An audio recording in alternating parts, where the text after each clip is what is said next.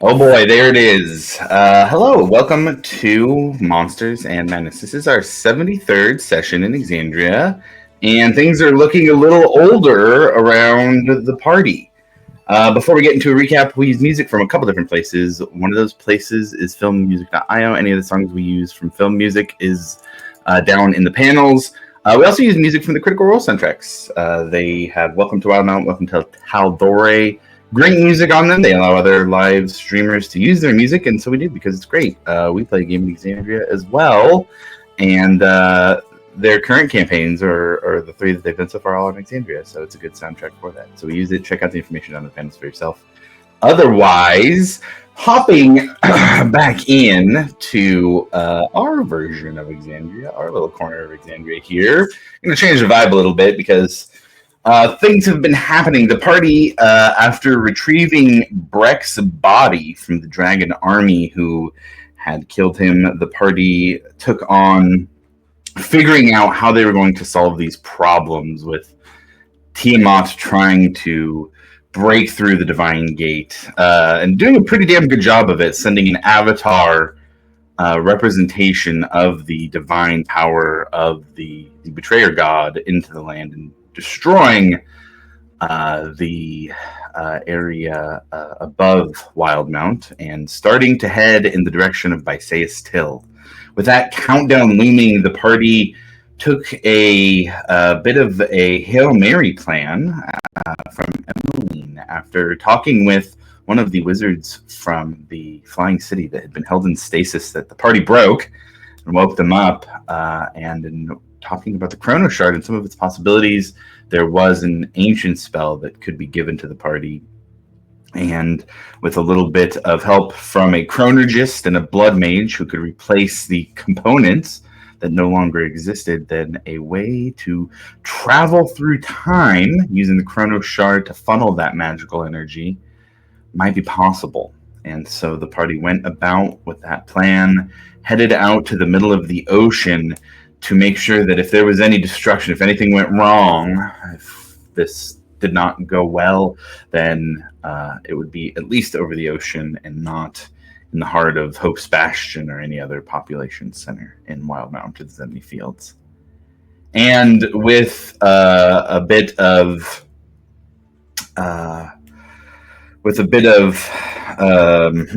physical disruptions from the ritual as they were casting it, the party was transported into the distant past of Exandria, landing in a foreign world, looking out over a mountain range, seeing the giant figure of some Exandrian god stepping over the mountains as if they were small obstacles not worthy of their time or consideration. And as the party looks out over the vision of this god, the sight of this god in this primordial landscape, as quickly as you see it, it disappears and almost seems to shift the way the landscape looks without this giant being now standing over it. And so I will zoom in here to the party. What are you guys doing?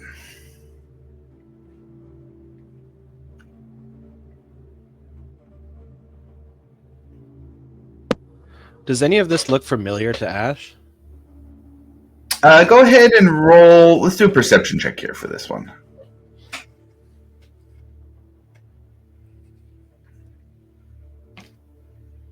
12.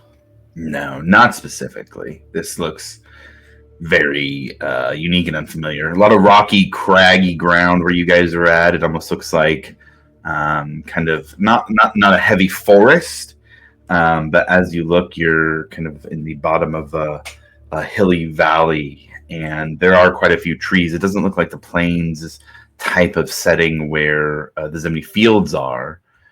You guys have no idea if you stayed in the same spot where you were in the future where you came from. You have no idea if space was shifted as well as time, or what it would even look like if you were in the same spot.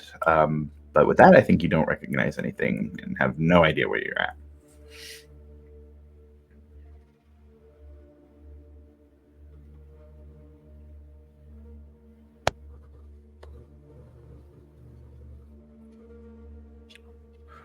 We made it. We're alive. Can't believe we get the opportunity to stand in the past. I think. So, what do we do now? I didn't think we'd get this far. Do we see any like roads or any like signs of like settlement or anything? You can roll a perception check. Also, yeah, we'll get another one in there if we're looking for something different like that. 25. 25. You said signs of settlement, roads, or anything like that? Mm-hmm. No. No, not at all. No, with the 25, what you see is, I would say you guys aren't at the bottom of the valley, but you can kind of see down to where the valley goes down a little bit further. If you were to go straight in front of you, you see that there's a river that is kind of carving down in the center of it. And as you follow that river and look down as the valley floor kind of descends in elevation, you do see at the bottom of it there is a big, large crater of some sort, and then is filled into a large lake. Are any of the natural features familiar to Milo? The river, the crater lake. No. Mm-mm. Okay. There's no mountains off in the distance. It would be like a good.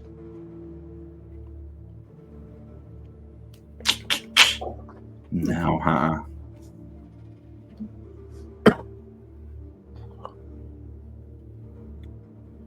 Well, this is quite the predicament.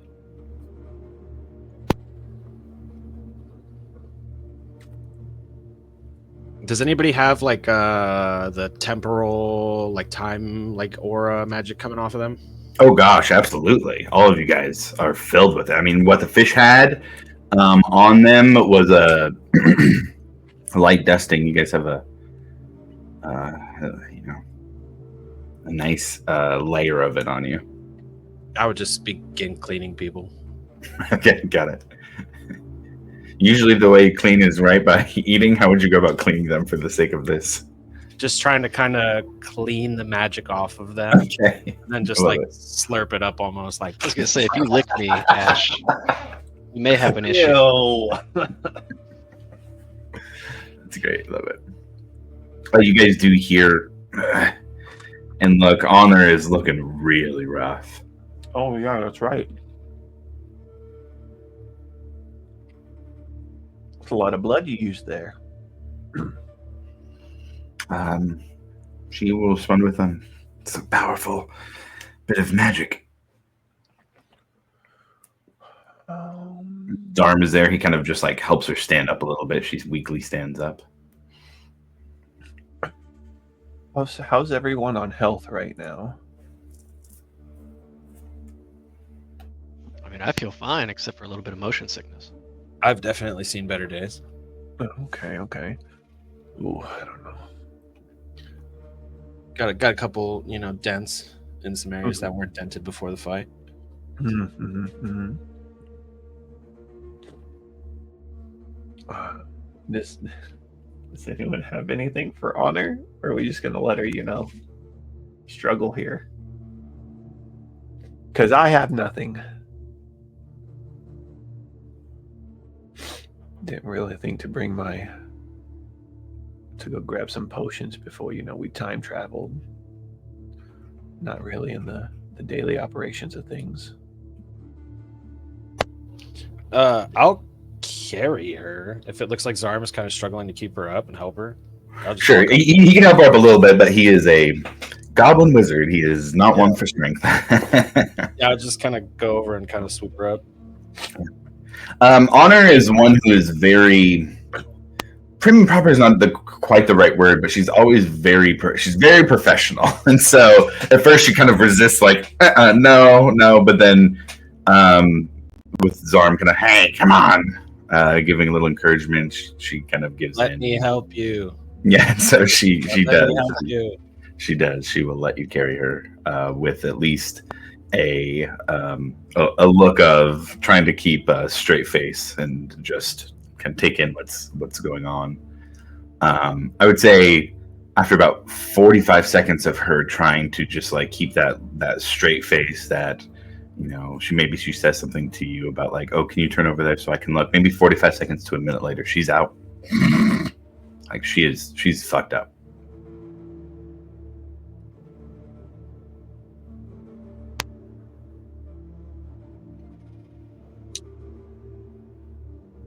Nobody can help. I can help everyone, but I don't know if you want me to do that or save that.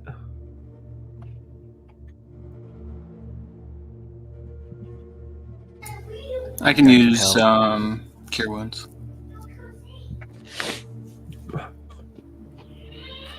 How much does that give back for her? Let's see.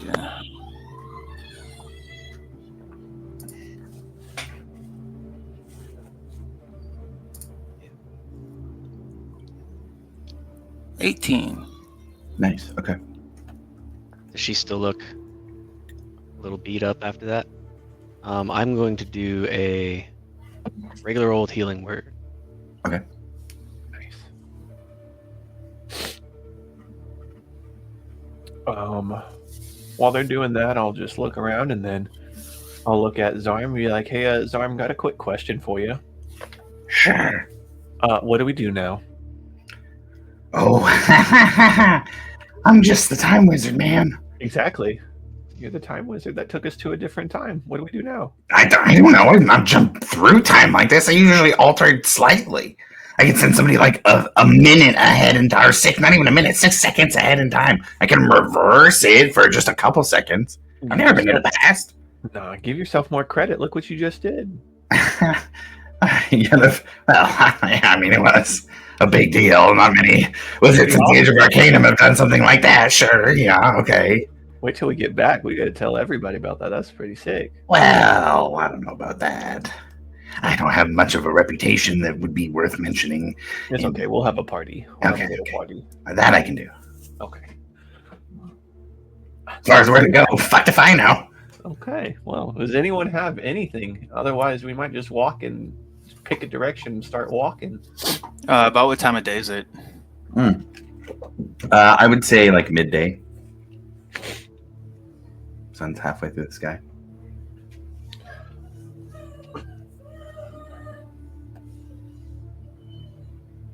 All right. I'm going to roll. All right. Which way is west? You have no idea? So I'm going to look at the sky, just be like, I hold up both of my hands and both of them form the L shape. Okay, that's fair. I'll give you that. That's fair. Sure. Go ahead and roll a survival check for me on that. Yeah. Oh, yuck. I'm not a checks out. survival person. You said there's a river, right? Mhm. We gotta just go upriver. So, yeah, I got a 12 on the survival. Well, you know, like the hemisphere of west, if not due west. West is that direction. Northwest, southwest. That's about what I figured. Generally west. I like Varric's idea. Let's just follow the river. Varric, oh mighty captain, do you want me to fly up and take a look and see if there's anything out there, or? Sure. I hope I'm not seen, and I'm gonna take off. And just fly straight As he up. flies off, look watch out upriver. for dragons. God damn it! How high do you fly up? Let's do like 200 meters, 200 yards, feet, 200 feet, Which yeah, Way be less. specific. 200 feet. 200 feet. Okay. You fly up. Let's see. We've had 2 perception rolls already, just for like generally seeing things in the area. Are you trying to gather information about where the river's coming from? If you guys are following it upriver. Does the river run through it? Yeah, just what's up at the top of the river, as far as we can see. Is there anything along the bank? Where's it coming from? Yeah. So it Any kind of. challenges? Yeah, you guys are in not at the bottom of a canyon in here, but there's a wide canyon, not in like the Grand Canyon dry desert sense, but more of like a high elevation mountain range that has some flat areas with trees that go up along the mountains too. If you follow the river, it continues up the mountain range. It seems to kind of divert up to one of the mountains and continues up. It doesn't seem to go all the way up the mountain, as far as you can tell. And I'm kind of just rolling with the rolls that you guys had before for connecting to this specifically and what you see. It does look like about where the river starts, there is a crest that you can go over and maybe see more of what's on the other side from there. I fly back down and relay that information to the party. Roll me a D100 on your way back down.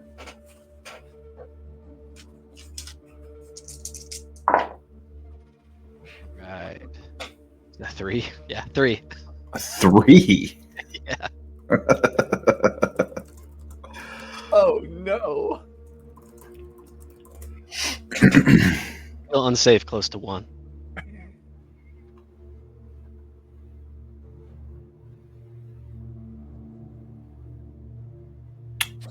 On your way down, you do see there is something large off. You kind of see it over the crest. You can't see the landscape itself over the crest, but you can see that there is something that's tall enough to be back beyond the crest, but still visible to you as you are kind of floating down from the top of where you were at. And you look and you can kind of, you're not sure if you're seeing the ground shaking or what's going on. You're up in the air, so you shouldn't be shaking from anything that's going on, but you're not sure if there's like shockwaves from the air because of the size of this thing or what.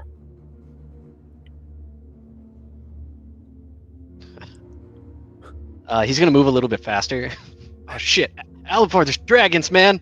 This is a fucking dragon, I man. told you to look out for the dragons. It was massive. You need to stop going up in the every time someone flies Yes. up in the air for no specific reason, they find a dragon. Yeah, that does seem to be kind of our trend. It is. I don't know what it is. Are we still going that way? Because there's that massive thing out there. Wait, so that massive thing is the way that Varric said to go? It was right over that little hump that I couldn't see over. Was it? What was it? Was it a dragon? It was huge, and it was like giving off massive kinetic waves. Oh, Like Nope. I was flying, and it felt like I was feeling tremors. In the air, Don't like which is that. What if we worrisome. follow the river the opposite way? Are we not Downriver? here to speak to the gods? Would it not make sense to go toward the giant Well, thing? yeah, well, it depends on what god it is. What if we tangle with the wrong god? Because technically, aren't we in a time where they're like not locked behind the divine gate? Like we could run into a betrayer god, couldn't we?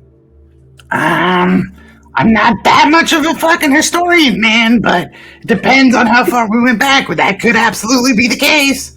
If we're seeing huge, tall shit, it's probably pretty far back. Oof. Kind of leans into Milo's arm. Thinks he's not a historian, but he's going to be my historian for this entire trip. I mean, he does know He quite brought a us bit of here. stuff. Exactly. Yeah, he brought us here, so he's got to know something. I grew up in the fucking streets of the Green Dice. What do you guys want from me? Oh, I mean, like the magic. You know exactly what I want. Yeah, that's fair. That's Oh. fair. I know exactly what you want from me, my man. It's the same for all of us. I think Ash is right, though. We are here to talk to the gods, find something powerful here that we could take back with us. Okay.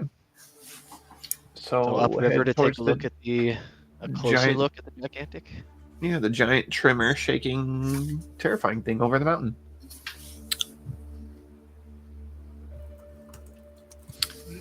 Can I try something? Sure. I don't have the spell, but I would try to like commune with the Moonweaver. Sure. Roll me a religion check with advantage.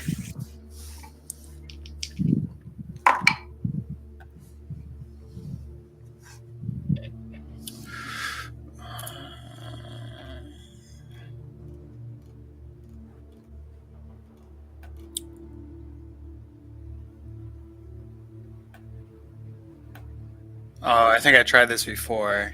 So I have magical guidance. Whenever I make an ability check that fails, I can use a sorcery point to re-roll.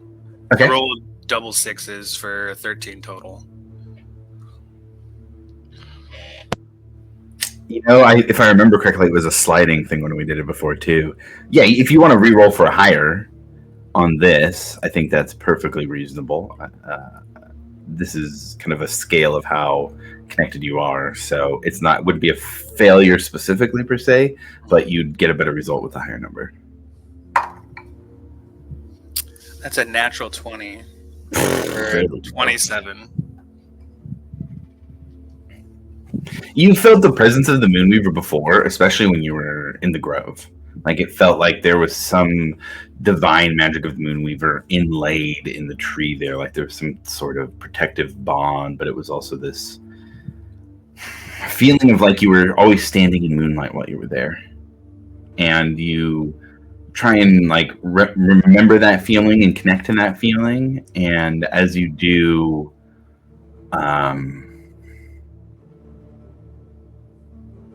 roll me a D100 also.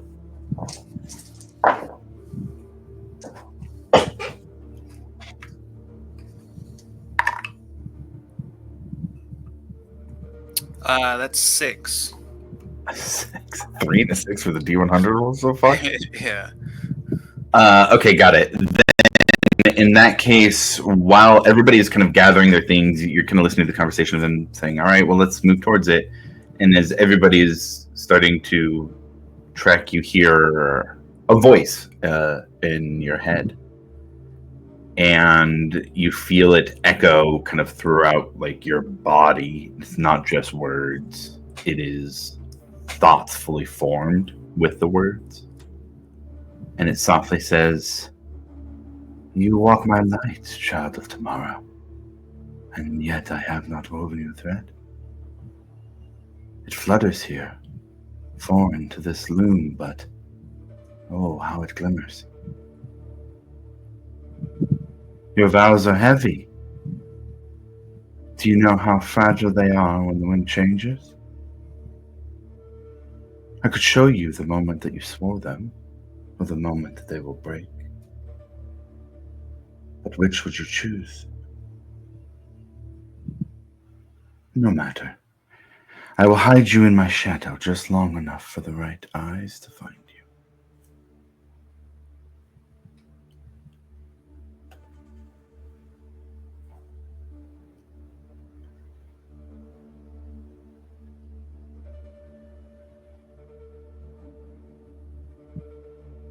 Yeah, I don't even know what to say. I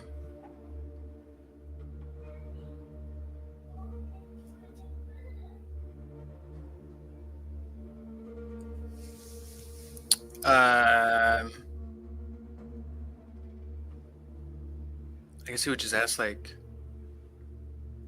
is this who I think it is, or...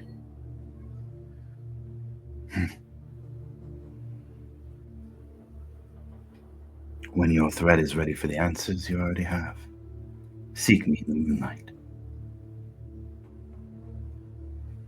And that resonance kind of fades away.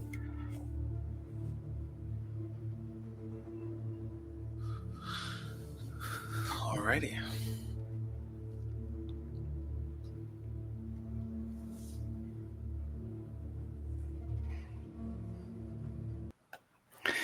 Anything else the party wants to do before heading off up the mountain? Is my necklace doing anything weird in the position we're at? No, it's kind of very normal. It's kind of just doing its thing, sitting there. Is it still spinning, or is it? Yeah, it's still doing its normal spinning, kind of that kept in place, not actually touching spinning.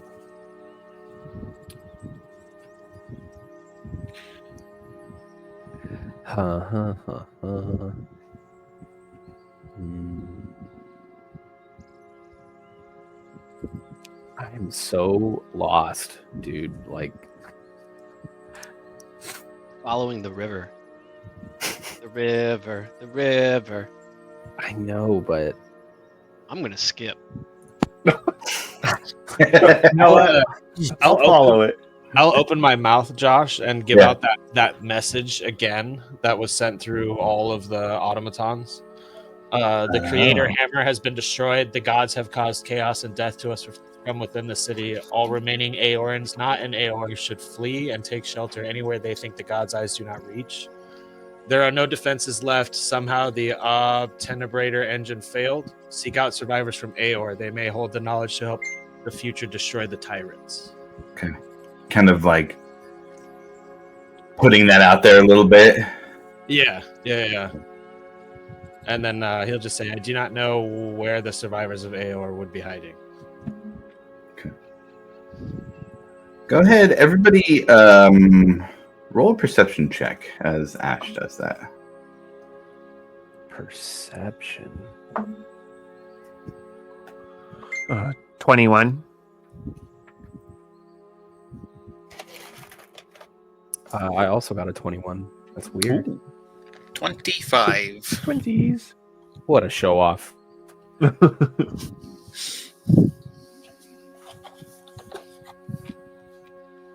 You want me to do one too? Yes. 15. Milo? 17.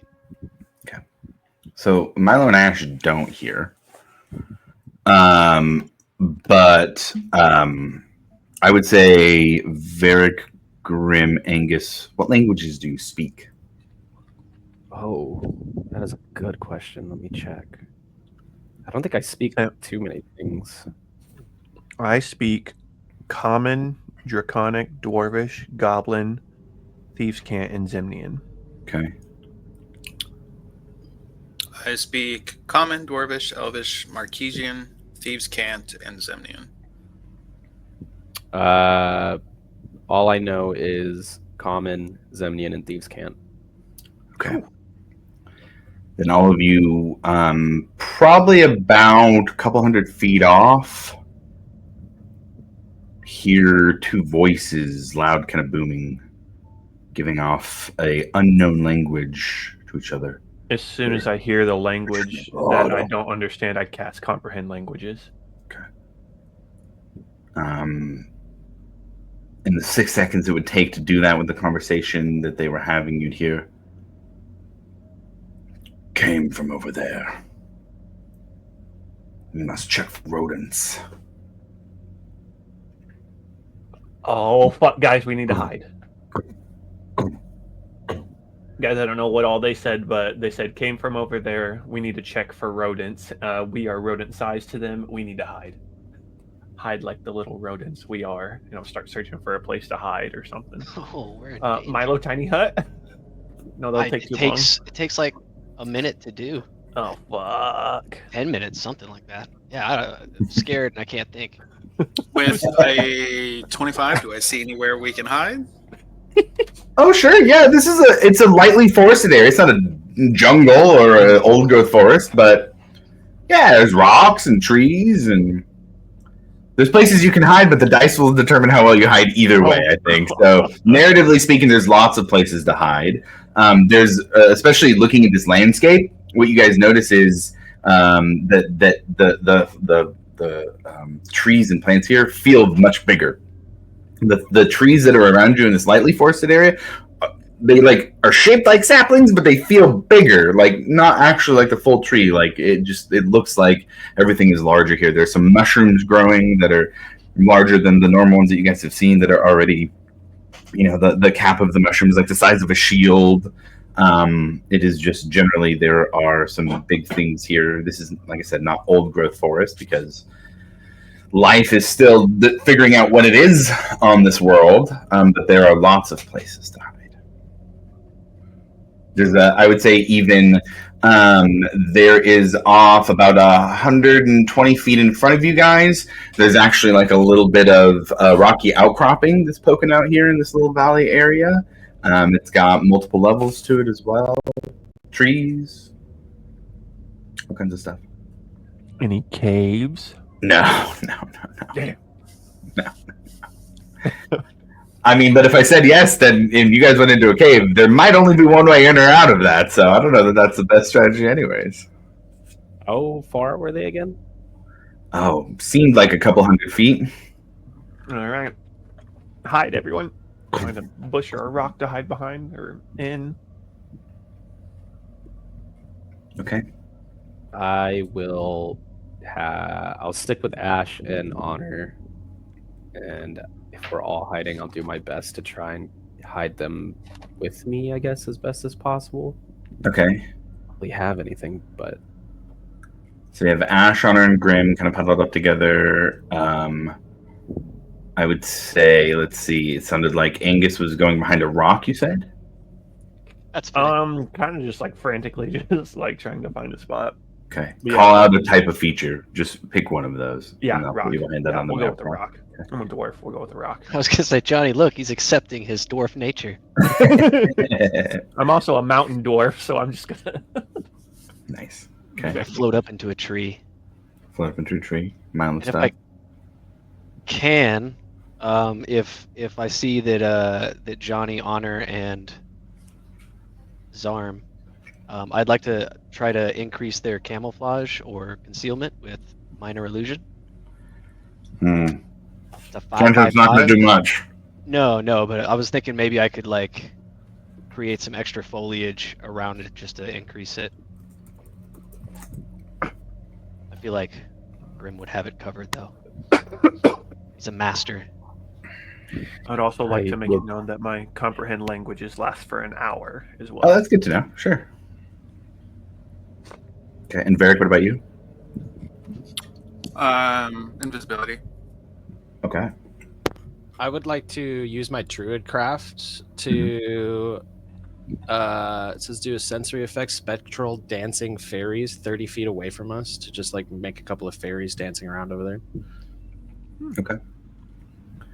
So we have 2 cantrips being used.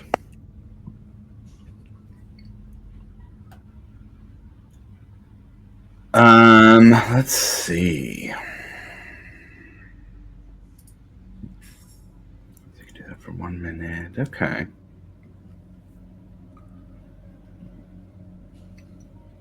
All right. So with that being said, you guys all kind of hide in the area. Everybody roll me that stealth check and let's see what the results are. Oh boy.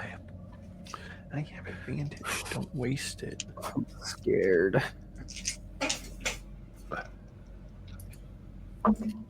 Is that advantage with invisibility? Yes.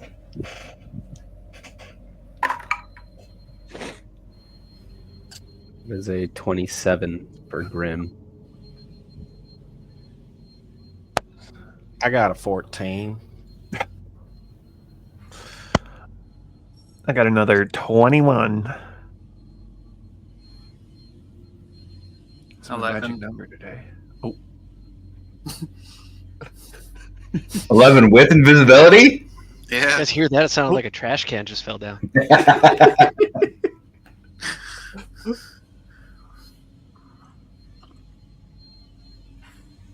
I do still have that magical guidance.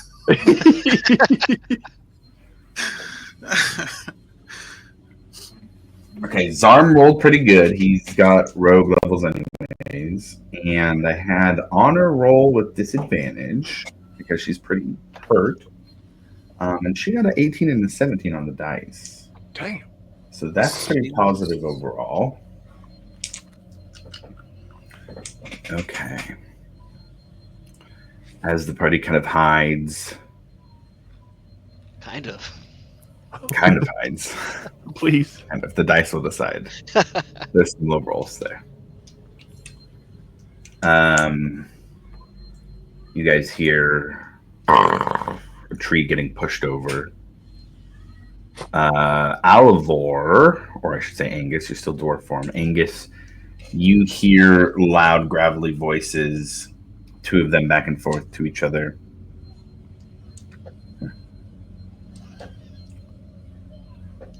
We've pushed the humanoids back to the coast multiple times now. They seem to expand out whenever we do not keep them cold. And you guys see 2 large humanoids as well, One has a little bit lighter blue skin, one darker blue skin. They do seem to both have armor, two different types overall. The taller, darker blue-skinned one has a little bit nicer armor. They have a large sword. If you had to guess, the sword is probably 20 to 25 feet long. As they start to move into your guys' area, these are two giants. Pretty easy to see. One of them's carrying two battle axes. Their armor is much more natural hide-like. They have what looks like a giant, not a giant dragon skull, but a dragon skull that they're using as a helmet on top. And as the two of them move forward, looking around on that rocky outcropping that was just near you guys, you see jumping onto the top of it and then kneeling down, still 15 foot tall, but landing with a large bow and arrow that's 3 times as tall as any of you. Another giant as well. This one pale green skin, kind of looking over where this sound was heard from the others. And now I'm going to roll for them. Oh.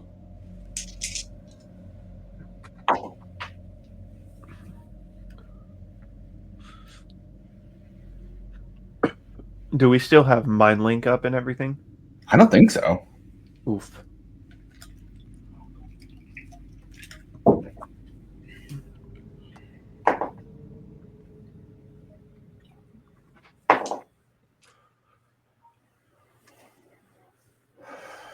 Okay, so the one with the bow and arrow and the axe, they're looking around and they kind of are moving through. One pushes a tree down as they walk by. They don't seem to see anything. The taller one, wearing a nice helmet, the 25-foot sword. Tracks. They're close. And looks over, and I believe, remind me what the rolls were. I think we had 2 21s, a 15, and a 17. I had a 14. 14, okay. And Johnny, Grim, 27. Yeah. Okay. 24 for Milo. 24 for Milo. Okay, got it. 21 on Angus, yeah. 21 on Angus. Okay.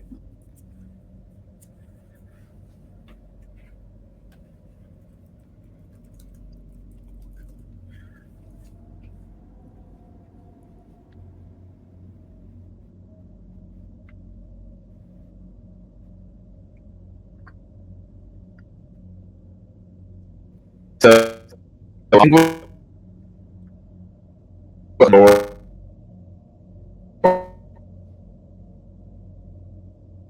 Is he breaking up for anybody else? Is that me or? No, Oh, that's okay. All right. yeah, that's him.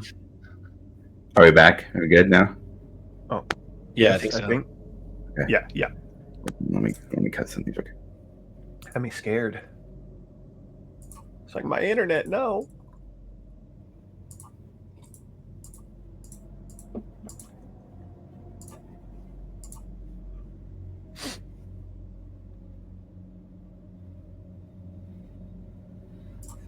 Okay, how are we doing there? Is that better?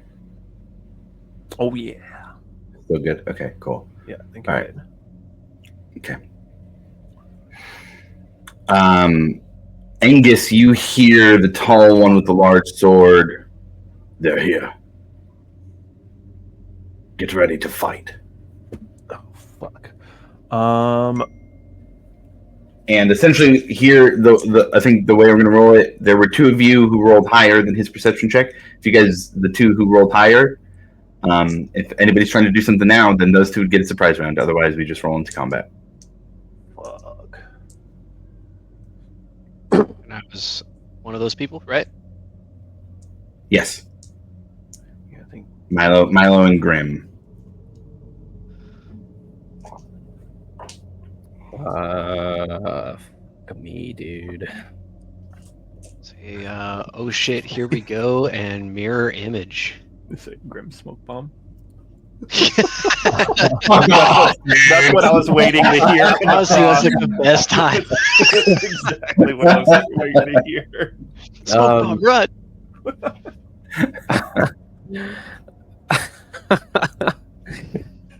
Oh man, I don't really think we have much of another choice, dude. Start right on their face. um,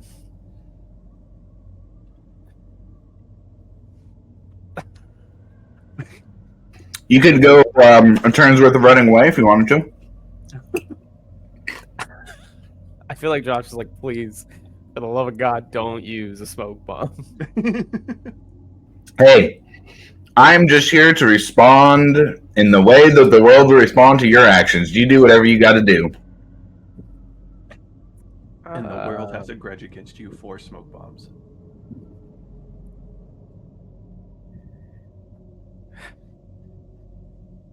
So it's me and Milo. Like, unless we do something, initiative kicks off. Oh my god. Dude, Honor's down for the count. We can't fight.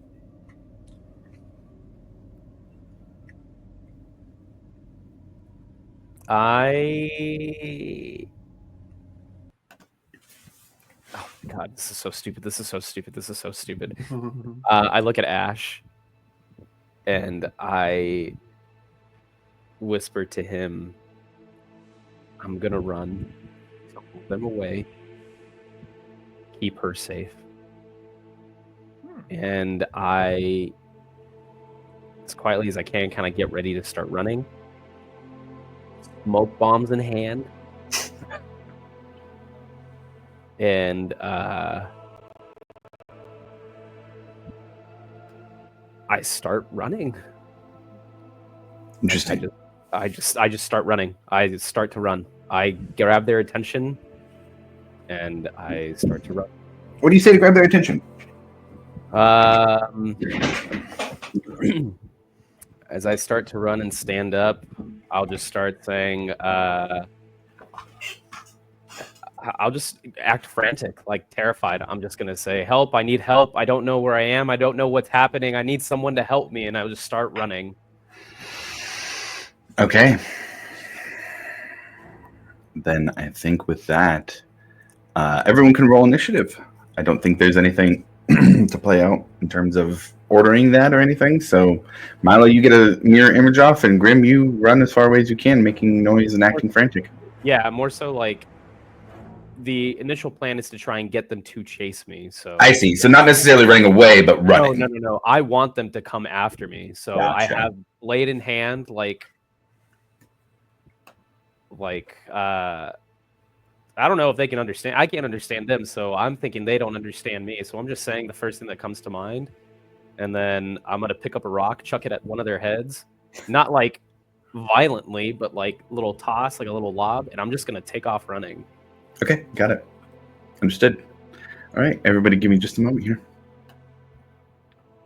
Oh no! Do you think these are the minis that we get to see now? I'm trying to lure them away. Yeah, good luck with that. From you guys, I'm trying to lure them away.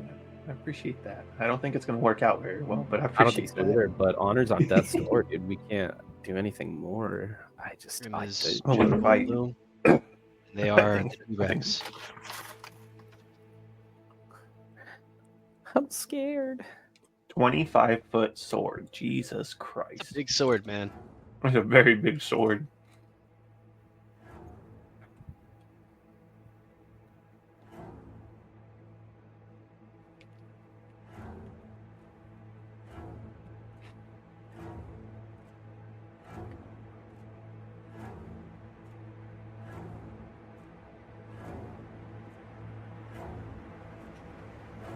Oh, dude, what have we done? Why did we go back in time? We should have just released Ukatoa, dude. What the fuck were we thinking? You're the one that was so against Ukatoa. Treasure. Dude, that All- was all the you. treasure. So That much was treasure. totally you. I was down for. Johnny Grim, why do we do anything? It's for the loot, dude.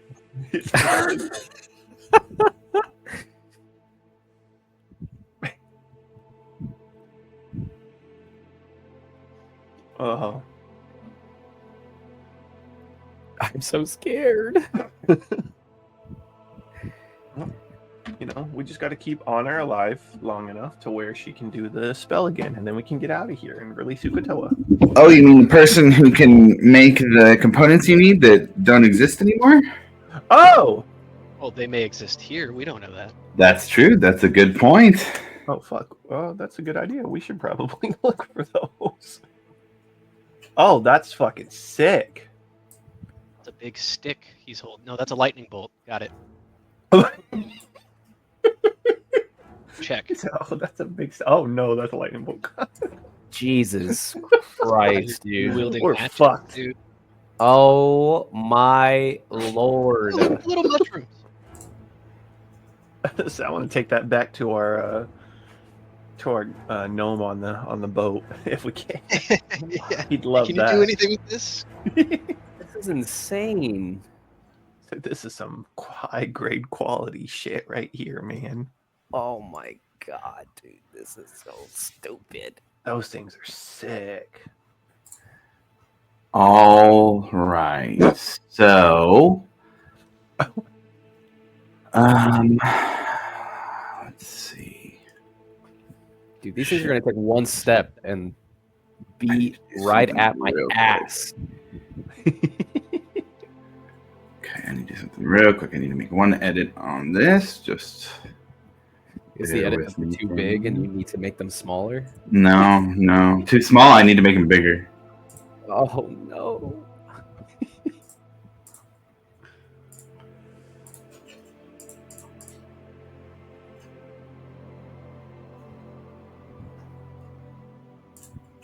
Okay, I had an 11 for Milo. Oh God. I think that's correct. Yes. Grim? I'm sorry, this is for initiative?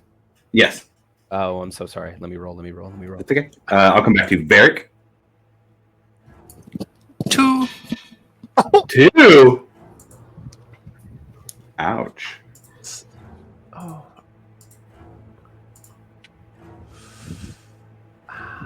Angus? 8. Okay. Grim, back to you. 19. Oh, there we go. How about Ash? 23. Ooh, I know I have advantage on initiative. It's nice. hell yeah. Well, shit, let's get this thing started, boys. Ash, you are going to start things off. You have honor. Well, I'll just say you already put it down, preparing to fight. Behind that rock that we're all Huh? I was gonna hide her behind that rock that we're all Perfect. All right, Ash, what do you do? How large is huge size considered? How large is huge in terms of like the actual like what the size of it is, or compared to other things? So on our last level up, I got Demiurgic Colossus. So when I Okay. rage, I increase to the size of huge now. Oh, nice. The size of them is the answer. Okay. I also speak giant. Oh. Oh, perfect. Okay. Okay.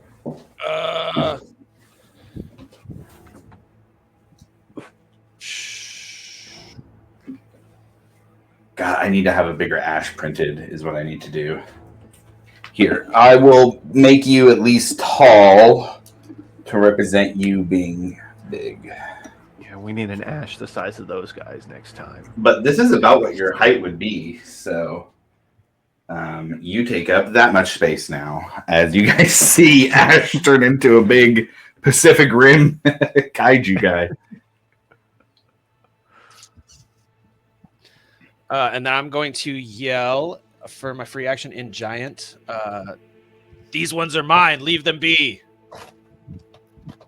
Ooh, interesting. Okay. Are you trying to be deceptive or intimidating? Intimidating. Okay, go ahead and roll me an intimidation check.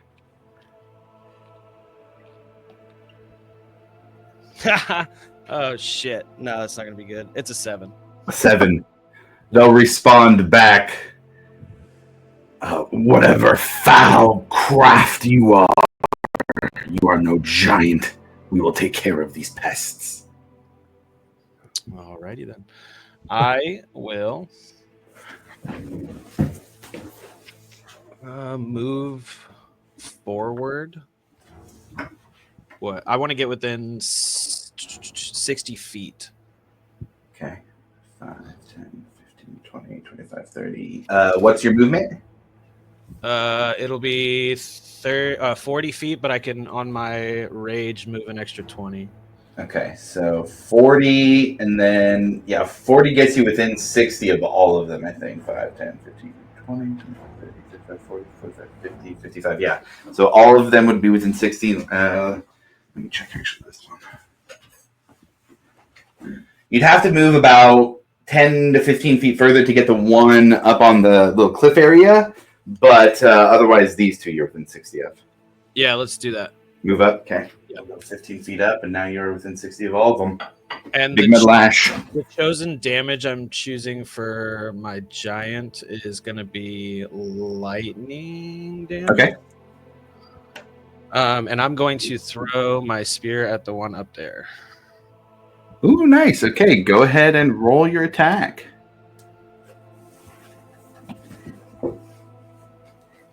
Does a 30 hit? 30 hits. Okay. Let me make sure I'm doing everything I can do on this attack, because I might be able to knock her off that rock. Okay, I'm also going to get something better for Ash for a minute, because I feel like we need something big for him up there.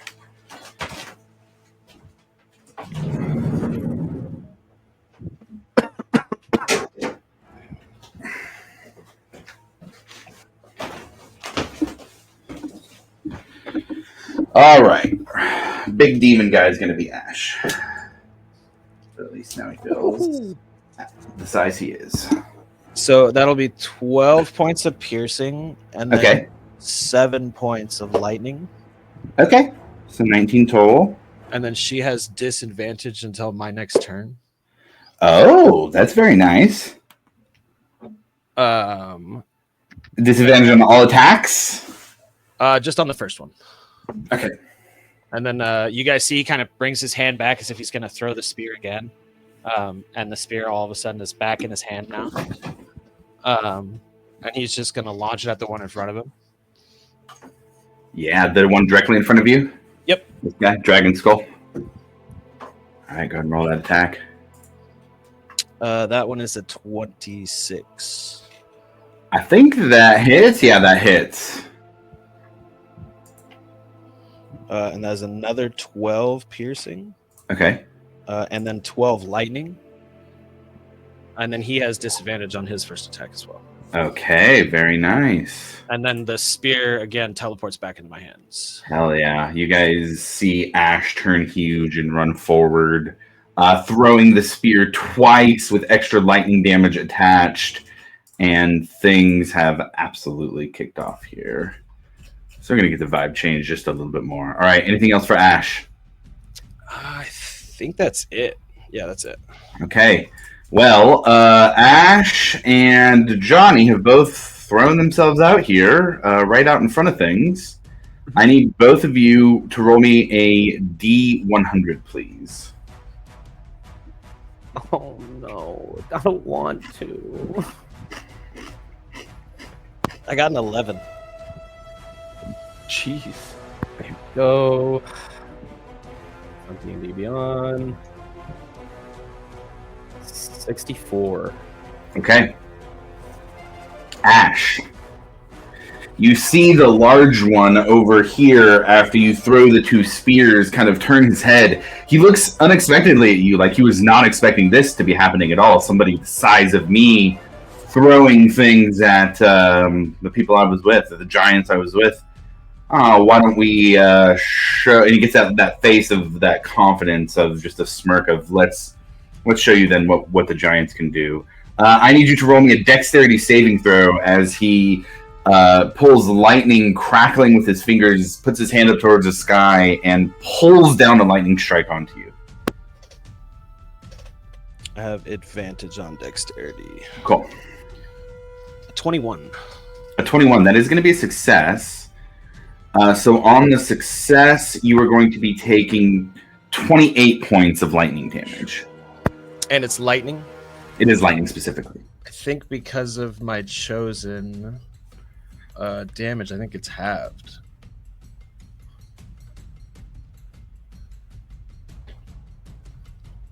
If that is the case, then we're looking at. I'll take 14. the 20 for now because I gotta make sure. Okay, yeah. If you want to take it now and then you find it, then just let me know and pop it back up to the half with the resistance. Yeah. But he is going to move up with that. Let's see for his movement. Oh yeah.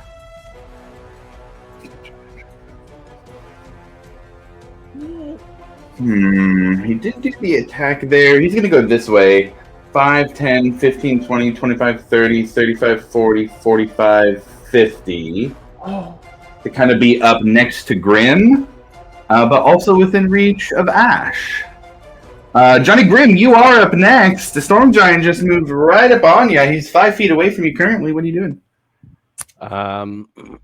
Can I get another viewpoint? I think it's kind of hard to see. Like, yeah, absolutely. Here we go. There is this one, and that is a U right there with Giant. Ash over here. We got Honor's Arm, Angus, Varric Invisible, Milo up flying behind the tree. oh, fuck me. Why does this guy have to be so fucking tall? Like, this is so stupid.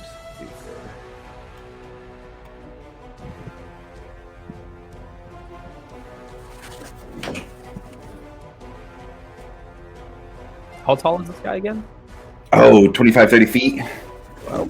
Actually, hold on. Let me get you an accurate there. I said 25, 30 to 35 feet. Oh, great. God, dude, I don't know if I'm even gonna make a dent on this guy.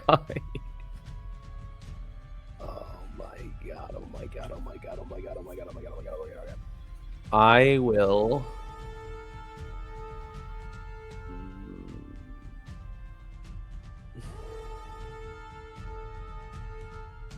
I'm looking.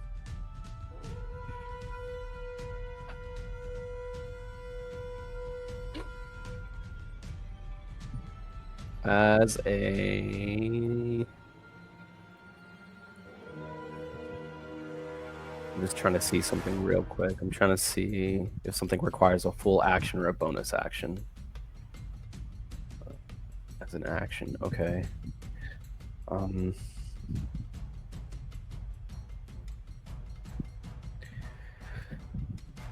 I'm going to... Dude, I really don't want to get hit by this guy. Yeah, I'm just going to pop a smoke grenade right where I'm at. You're going to pop a smoke grenade on you, huh?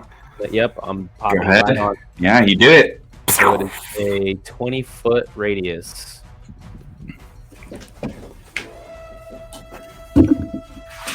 Cloud of smoke that creates a heavily obscured area.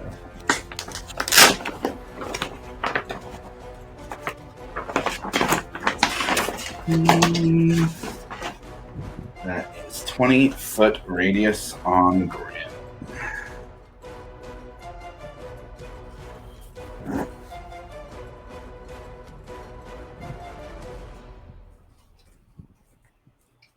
There we go.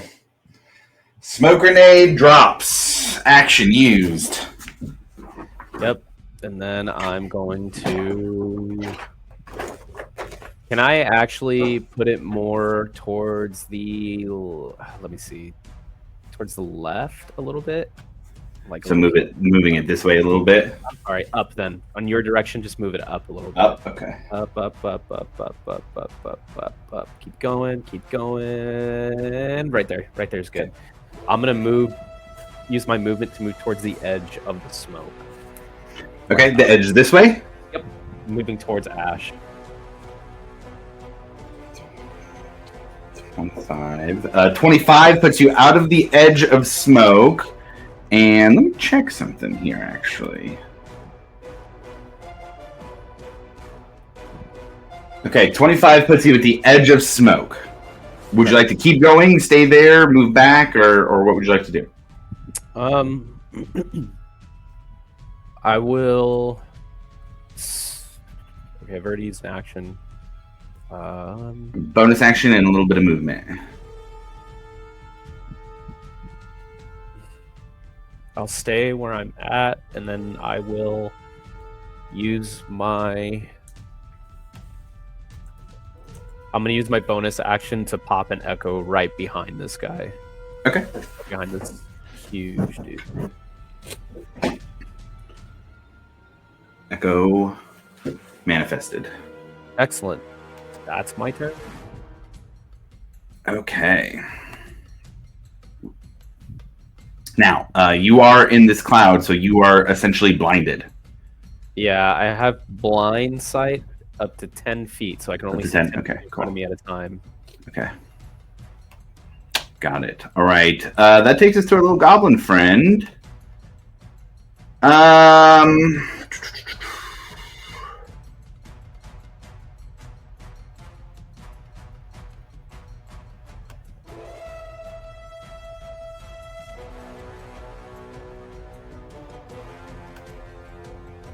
He's going to, I think, keep it pretty simple for now. And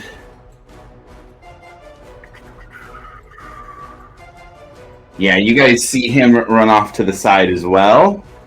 1, 2, 3, 4, 5, 6. He's going to run up that way, kind of over where by Angus is. It looks like he's casting a spell to start, but then he gets up and moves that way.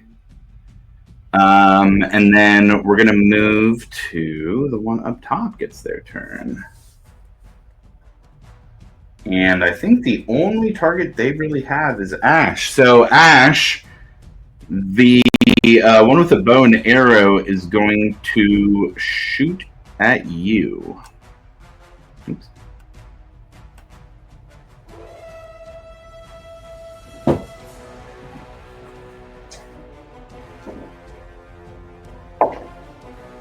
Does a 24 hit? Yes. Okay, got it. You are within 60, so...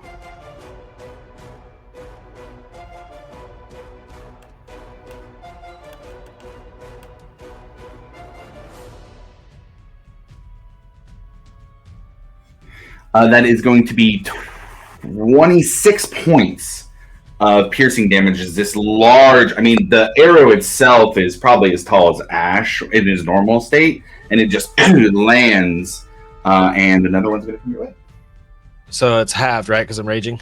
Yeah, so you're raging, so that is going to be 8 points of... Sorry, no, that's not right. 13. 26, 13, yeah.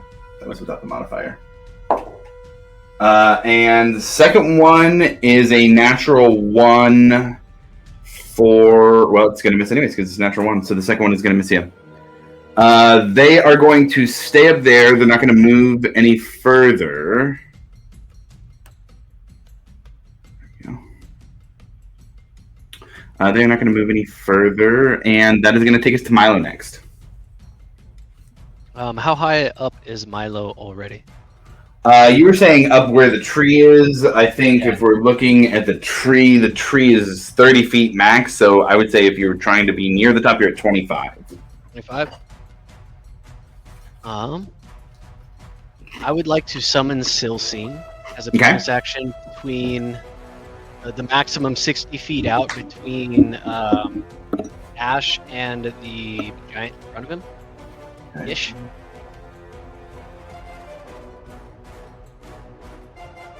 $60 feet would be ish in between them. And then I am going to cast. You know what? Let's do from the 25 feet. I'd like to go 20 feet up to 45 feet high and 20 feet forward towards Ash. That does put you out from behind the tree. Yeah, that's fine. And how many feet forward did you say? 20 feet forward? 20 feet forward and 20 feet up. Okay, so keep track of 45 feet. 45 feet. And then for my action, through Silsine, I would like to cast a 6th level hold monster on Okay. on the ones closest to Ash. So the guy up on, or the individual up on the rock, and the one that Ash was attacking right in front of him. One in the middle. Can't Okay. really see him anymore. Okay, got it. Yeah, here, let me switch back to that other one.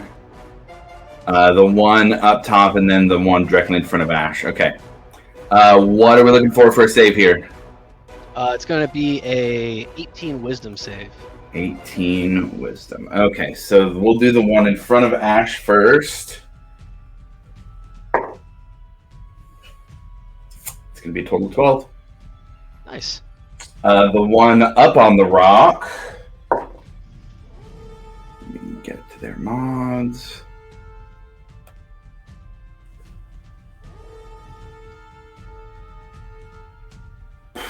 No, No, they're going to be a 13. Can I retcon one thing? What's that? Can I have Milo just stay behind that tree? Reason for me to be out there? I think that's fine. That doesn't really affect much Thanks, man. currently. Still seeing, did it work? Did we get any of them? And I think that's my turn. Okay. All right, Angus, it takes us to you next. Okay, what did Milo just cast on him? What's that? Hold monster. Old monster. Yeah. Now that's fully incapacitated, right? Choose creature. The target must spell. The spell has no effect on undead. At the end of each of its turns, the target can make another Wisdom saving throw and release it. They are paralyzed. Paralyzed. So paralyzed means they are also incapacitated. They automatically they automatically fail strength and dex saves. Attack rolls against the creature have advantage. Any attack that hits is a critical hit if the attacker is within 5 feet. Still seeing what's going on out there. Nice. There's giants. There's fucking giants. Stop being so scared. You can't take any damage. Oh yes, that's right. Okay. So can I see this big fucker that Grimm's tussling with? It's a 20-foot radius, and he's taller than that. You can see his head. Oh, okay. And then how far? How far is he?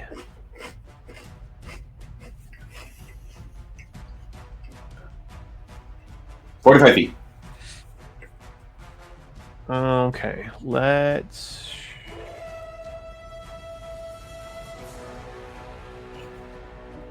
We're gonna hit him with a dissonant whispers. Okay. Yeah, 60 feet. He needs a wisdom 18. I don't think he's gonna get it. Actually, what was it? Wisdom 18. No, it's wisdom 15. Unless he has anything specifically. No. Went ahead and got a D20 tattooed on me this week. Has not given my dice any extra luck. That's a fail on the save. All right, and so he's going to take. He's going to take 14 points of psychic damage. Okay. And then he has to use his reaction and move as far as his speed allows away from me. Away from you? Yep.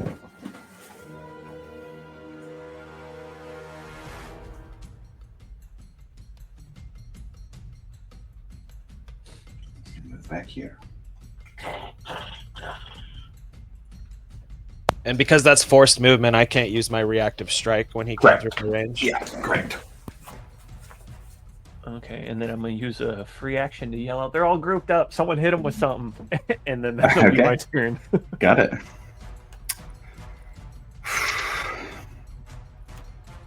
That takes us to Honor. She looks at you, Angus. She said, after you say we're all grouped up, hit him with something. She kind of gives you a look. For the sake of communicating the mechanic I'm talking about here, how this will play out, she can do that. That would probably make her a target. She looks to you for what to do. Just kind of give her a nod to, like hit him, fucking smack him. Don't Okay. you get the love of my life killed, dude. Hey, Don't we have you ways do to bring it. him back. She'll be fine. She'll be fine. So I did have both Honor and Zarm burn some of their spell slots, their high level spell slots, especially to complete the ritual. Essentially, the way I took it was any slot, the level they had, they took one of each of their leveled slots from 1, 2, 3, 4, 5, 6, or 7 if they had it all the way up there. So she's pretty tapped out overall, but she is going to use her last 5th level slot and throw out a 5th level fireball. You don't gotta tell a wizard more than once. Hit the grouped up guys. She can't hit all 3. She'll hit these 2. Tall guy first. On the dex. Ooh. She has a 16. That's probably gonna beat it though, actually.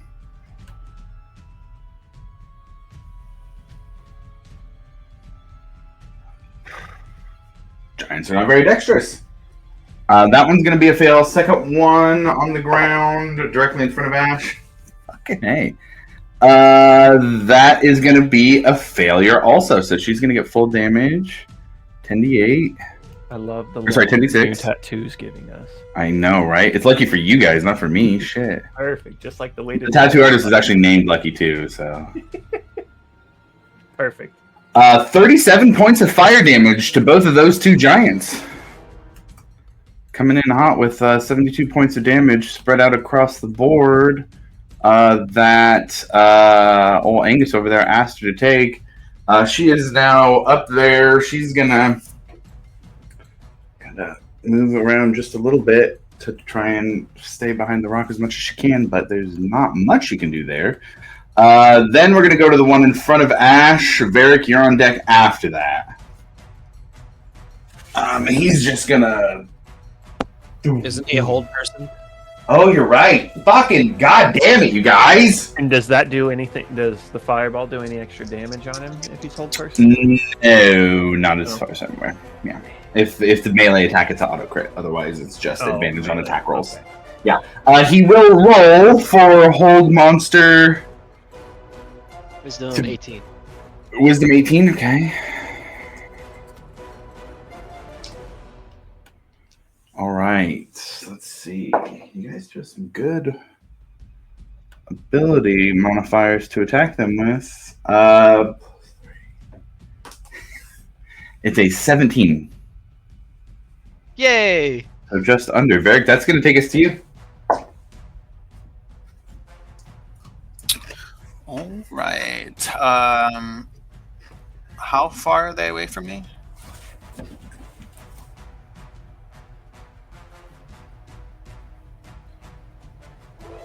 So the storm, the tallest one is about 60, which makes the other one about 75-ish, and the other one is closer to 120 or so. All right. We'll call it 100 even to the one, or 105 to the one up on the rock. Okay. All right. So Varric is going to do the motion like he's about to use one of his fire bolts. Okay. But he wants to pump a little extra energy into it. The fire in his hand is going to get bigger until all of a sudden it shrinks down into like a pale blue fire, and he's going to whip that mote of energy in between all 3 of them and cast a 5th level fireball. Oh shit! This is a Varric fireball for the first time. Yes, it is. I don't think you can quite hit all 3 of them. Didn't she just do it? No, she don't hit the front 2. Oh. She don't hit the front 2. So I'd say you could do the tall one and the one on the rock, or the 2 in front, but you can't quite hit all 3. Okay. I think paralyzed gives creatures automatically fail dexterity saving throws. Oh, that's a good point. With dots. Yeah, so I rolled for that. He failed, so it didn't matter. It played out the same, but that's a good point. That's just auto damage to that front one.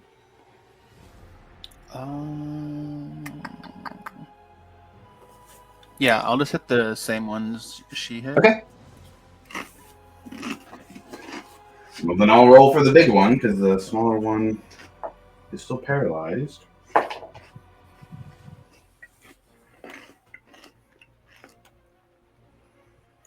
Man. Josh, you're not fucking dexterous. That's a 14. Yeah, needed a 17. Yeah, full damage for both.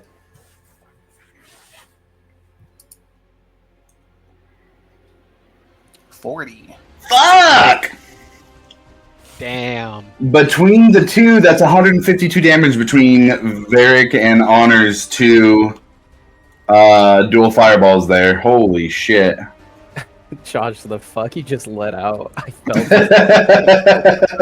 it so good. Alright, anything else for you, Varric?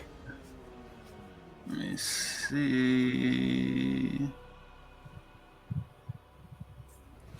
No, I think. Well,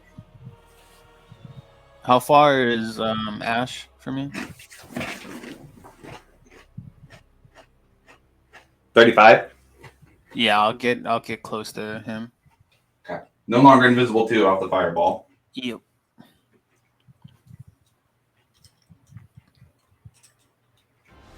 Cool. Right behind Ash. And that's that. Okay. Back up to the top of initiative. That takes us to huge size Ash. You have a smoke bomb that went off besides you, but nobody but Grim is in it now in his echo. And Varric's behind you. You have one held monster.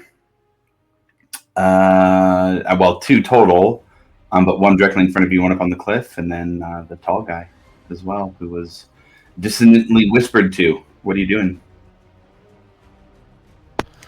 I will move within 15 feet of the one in front of me. Okay. Go 5, 10, 20. 15 gets you within 15. Perfect. I will attack with my spear. Okay. And he's Uh, paralyzed, right? Actually, so the way this kind of technically works with hold monster and the conditions, if you do get up to the full 5 feet within him, it will be an auto crit if you hit. So I, being the size that I am, have a reach of 15 feet. Mhm. So does it not count with me being within my... Not technically, because any attack that hits a creature is a critical hit if the attacker is within 5 feet of the creature is the ruling for the paralyzed. Oh, status. all right. Go ahead and move me right over the top of that guy then, and I'll just Wow. go for that, yeah. So it's an auto crit? The auto crit if it hits, Okay. which is dope. Who needs encounters where the creature's hitting back? 21 to hit. That does hit. Yeah, that's a crit, so go ahead and roll. Roll critical.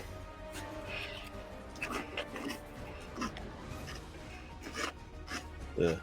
13 piercing Okay.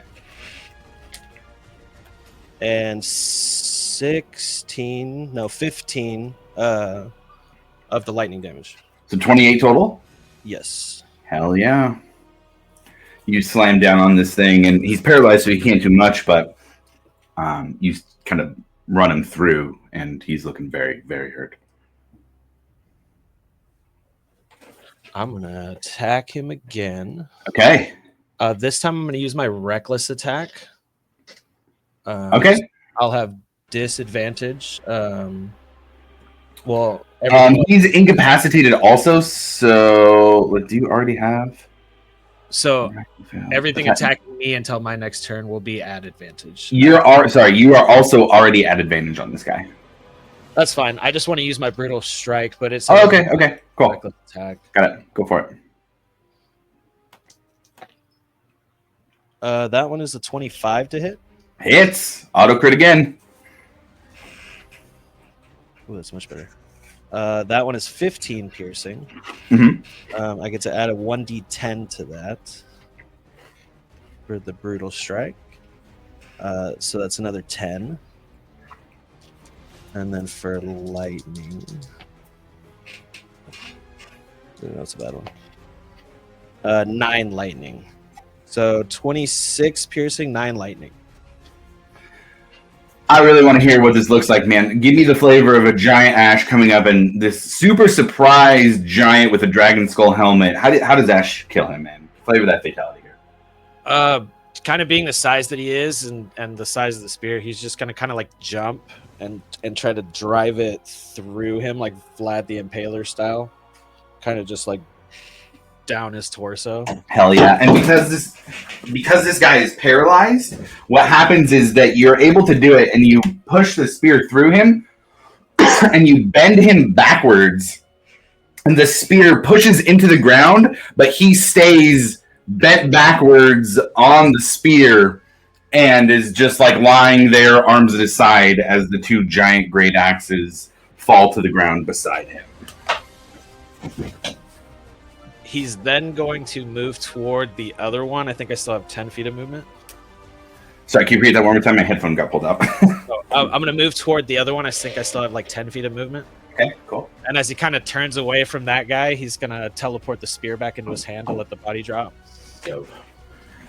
And it just... Everybody feels the ground shake as Ash's spear teleports back to him. And I think that's all I can do. Dope. Savage. Super savage. All right, let's see if he gets that back. Cool. He saw that it wasn't all that effective against you before, so he's going to go for a couple of greatsword attacks against you, Ash. Gosh, seeing that, is he going to do that? They're at advantage because I used reckless attack. That's fair. That's fair. But he is also took a lot of damage from Varric and Honor too. Okay. Go ahead. For Ash, he is going to make 1 attack against you with his greatsword. That's going to be a 29 to hit. That will hit. Okay.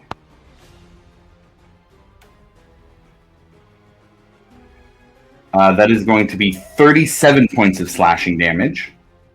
What would that be halved? Since it's 36 would be 18. 18. And then he is going to pick up a large rock. Varric, roll a D100 for me.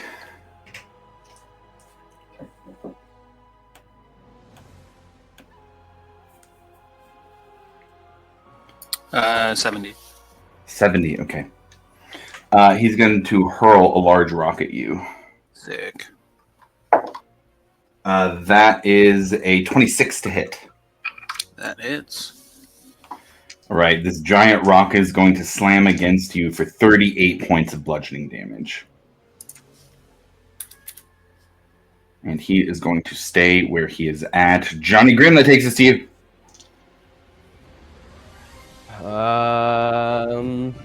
I am going to beeline it as quickly as I can towards Ash and the other guy. Ash and the other guy. Full 30? Yeah, my whole movement. 25, 30. 30 gets you in between them. Like right there to attack him? Yeah. Okay.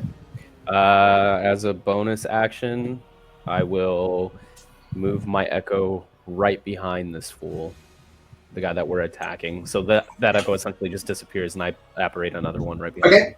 him. And I'm gonna go. Yep, I'm gonna do an attack, and because Ash is within 5 feet, if I hit, I will get sneak attack. Good point. Here we go. Let's see. That is a 21 to hit. Yeah, that hits. Okay.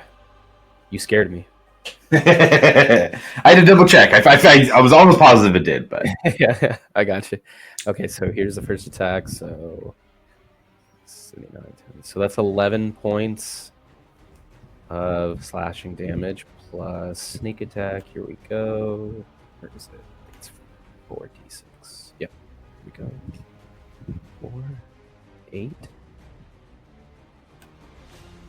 14, 15, 16, 17, 18, 19. That's 19 points of sneak attack damage. nice. Okay. And then I'm going to use Unleash Incarnation to attack again through my Echo. Okay. So second attack here. Oh shit.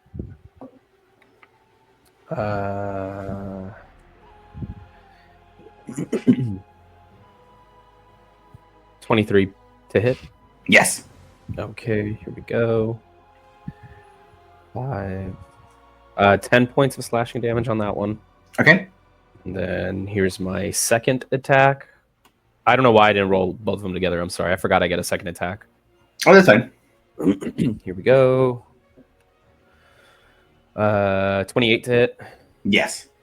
And we got 11 points of slashing damage again. Yeah. Nice.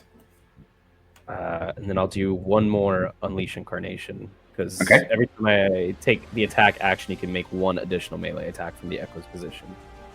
The attack action would be probably it's your 2 attacks, right? Because on your sheet it should say attacks per action.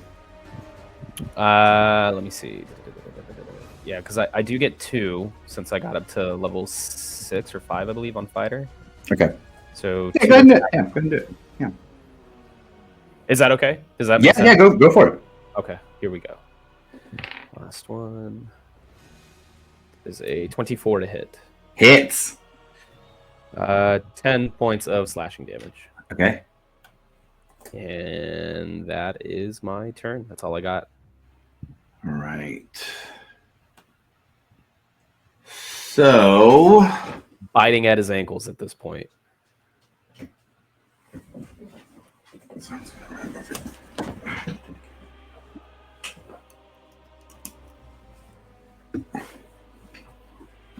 okay, Zarm is gonna. You guys see him move up over here a bit, closer to the cloud, and he is going to hold an action from what looks like his location. Next, I got to roll hold monster on the one that's up on the thing at the end of their turn.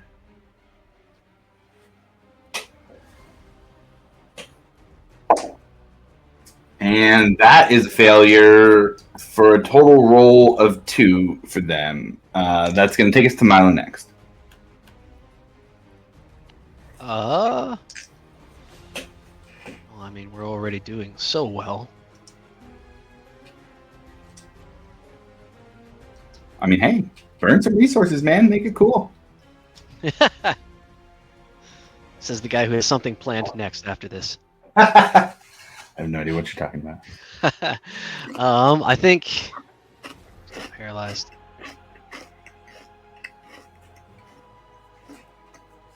Let's go. If Milo shoots directly towards the one on the rock, the archer, Mhm. can he get within 30 feet using 30 feet? Using 30? I don't think so. No. 5, 10, 15, 20, 25, 30. No, you're closer to 60.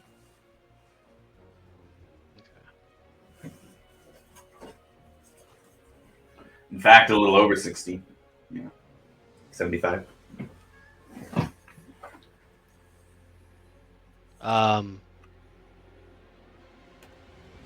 So I don't think he's gonna move over there. Okay. Within, I'm gonna do a vicious mockery on the one that's fighting against Grim and Ash. Okay. Just, you're gonna have to swing harder than that, you big blue idiot. I Coming from the trees. think he'll probably save. What was the save? It's a wisdom 18. Wisdom 18. He has a wisdom 22 on this one. Nice. So nothing will happen. Anything else? Nope, that's it. All right, Angus, you're up. All right. How far away is the big blue nerd away from me? From you, let's pull out your measuring stick. 100 feet. Dang. Well, let's see here. Let's see what I got. Let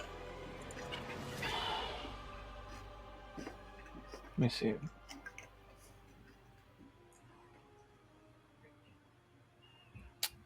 How far is the guy on top of the rock?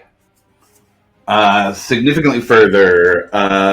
30, 60, 90, 120, close to about like 140, 150. 140, 150. Could I get within 120 of him? Yeah, you can move up 20 feet and say moving you up 20 feet gets you within 120. Okay. And then, Right up next to my his boy's arm. All right, and then I'm going to cast on the nerd on the rock, Phantasmal Killer. Okay. Wisdom 18. Wisdom 18. They have been quite poor on wisdom so far, and they continue to do poor. That's a fail. Okay, so he becomes frightened for the duration, which is a minute. Okay. And at the end of his turns before the spell ends, the target must succeed on a wisdom saving throw, which he just failed. And he's going to take some low rolls there. He's going to take 18 points of psychic damage. Nice. Yeah, so each of his... What does it say at the end of each? Okay, at the end of each of his turns, he needs to make a wisdom saving throw, or he'll take the damage again whenever Okay. he fails. Cool. But yeah, tapped into his nightmares, and now he sees a illusory manifestation of his deepest fears, only visible Oh, to yeah. him. Very cool. All right. Anything else? I'm gonna say boogity, boogity, boogity, boogity, and then that's it. All right. Honor's next. She is not going to run out this time, and after that, she is going to stay behind there. Had she taken what Varric had taken, you guys would be having to pick her back up. So that D100 roll is important there. That guy died. Varric, you're up next. Let's see. How's the one next to Ash looking? He's pretty beat up. Yeah, I mean, you haven't seen a ton of Storm Giant fighting, but even for his imposing figure, he's looking like he's tiring out and taking some wounds. He's got some blood on him. Alrighty. How far is he from me? Pretty close. I guess you're close enough. I'm just kind of this way. 30 to 35 feet, depending on how you go. I will use my 30 to get up on him if I can. Yeah.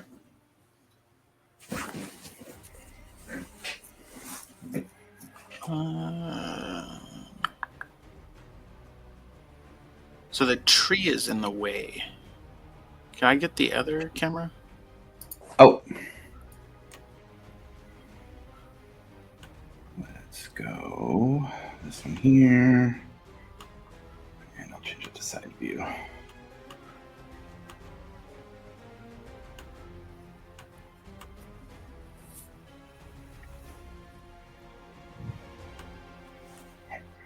So we got you there, Grim there, that's Silcine, Ash, big guy, dead guy. And then back up there a little bit on the corner is the one with the bow and arrow.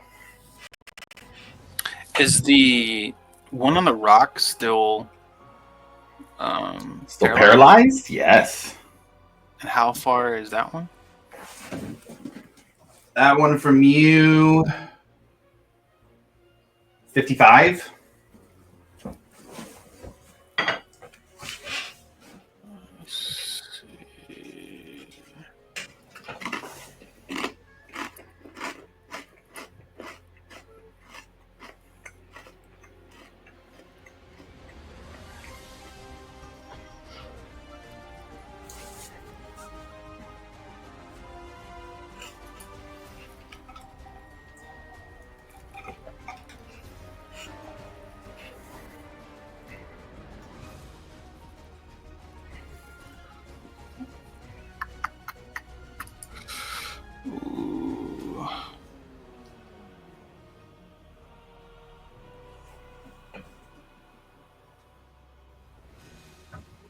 Yeah, I'm just gonna take 2 swings at this one. Okay, go for it.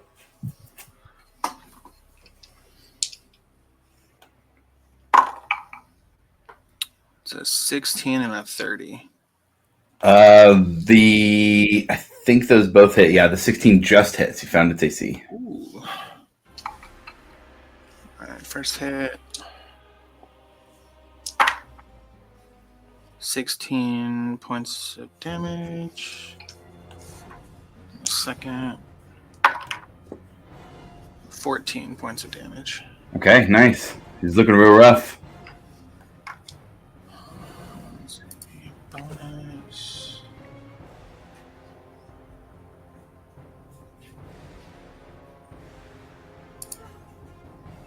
Yep, that's all I'm gonna do. Okay, bring us back up to the top. Ash, you are large. He is hurt. What are you doing? I'm gonna attack him with the spear. Attack him.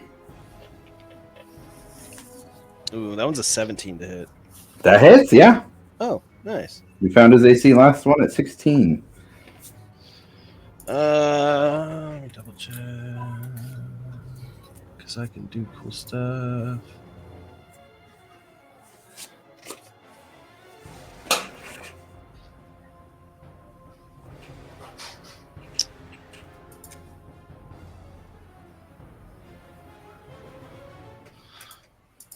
Okay, so that's 10 points of piercing and Okay.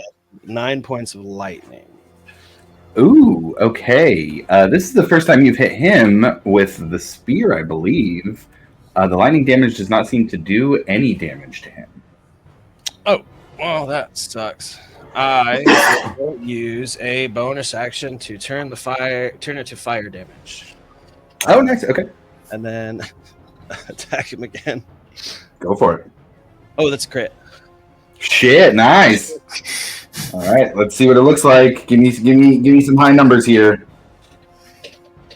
Okay, it's 15 points of piercing this time, Okay. and 11 points of fire. So 26 total. Yes. All right, he's still up. Oh, tough. Man, that is my turn. Okay. He's got his turn next. It's looking pretty dire for him and his ally here.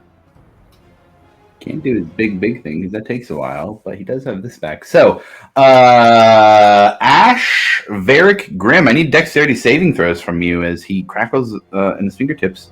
He's going to bring a lightning bolt down, focused on Grim, which puts him within the range for the two of you to get hit too. So, dexterity saving throws, please, from the three of you.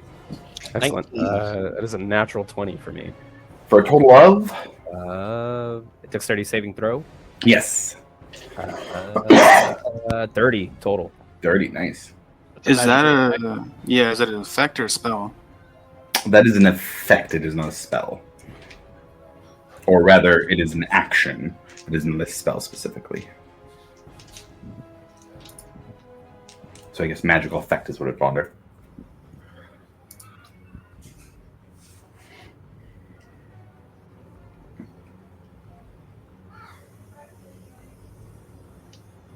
And what was it for Ash? 19. 19, okay. And then Varric. You said dex save, right? Dex. Ooh. 23. 23. Successes all around. Josh, quick question. Yes. For my Echo, one, do they also get like the same stats as I get? I would think so, unless there's something that says otherwise. I would say so. Although in this case, they don't have to roll it; they're on the other side, and they're not within 10 feet of you. Okay, perfect. Thank you. So on the half damage side of things, everybody's going to take 30. Oh, math is hard. 34 points of damage. Of lightning damage specifically. Because I succeeded on the dexterity saving throw, does evasion still count? You can reduce it to 0 with evasion. Perfect. Yeah, absolutely. Okay. And then he is seeing the writing on the wall. He's going to turn and try and run. I would like to take my opportunity attack. Yeah, I would also like to take my opportunity Same. of attack.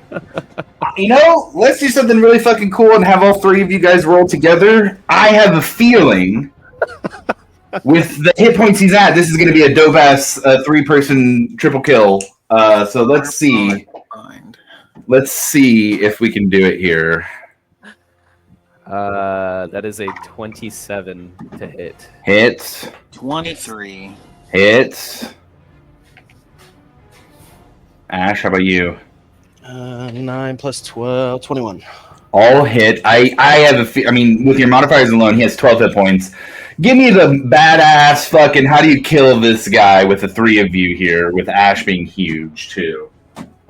I think me and my Echo at the same time, like, just for flavor. I know that doesn't make any sense.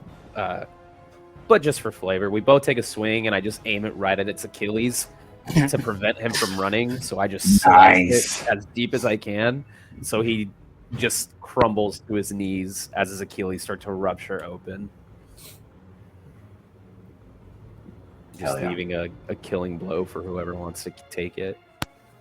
I was going to pick Varric up and kind of give him some lift so he can kind of come down on top of him. Yes. That works. Very, you're going to just swing away, and the signs just swing away on that? Yeah. All right, cool. Just like Then- a throwing Wolverine to somebody.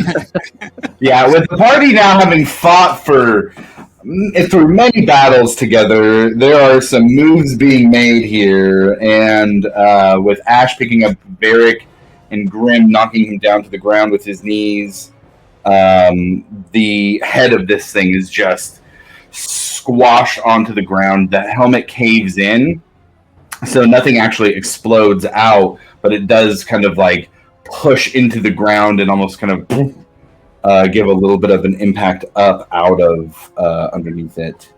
And that is going to be the end of that one. We still have one that's alive, but it is also heavily paralyzed. So that is going to be the end of its turn because it's dead. Grim. I need it to make a wisdom saving throw. I needed to make a bit. Or the you said the one at the top of the hill's end of its turn? Sorry, no, the big guy who's dying. It's his Never turn. mind. Okay, got it.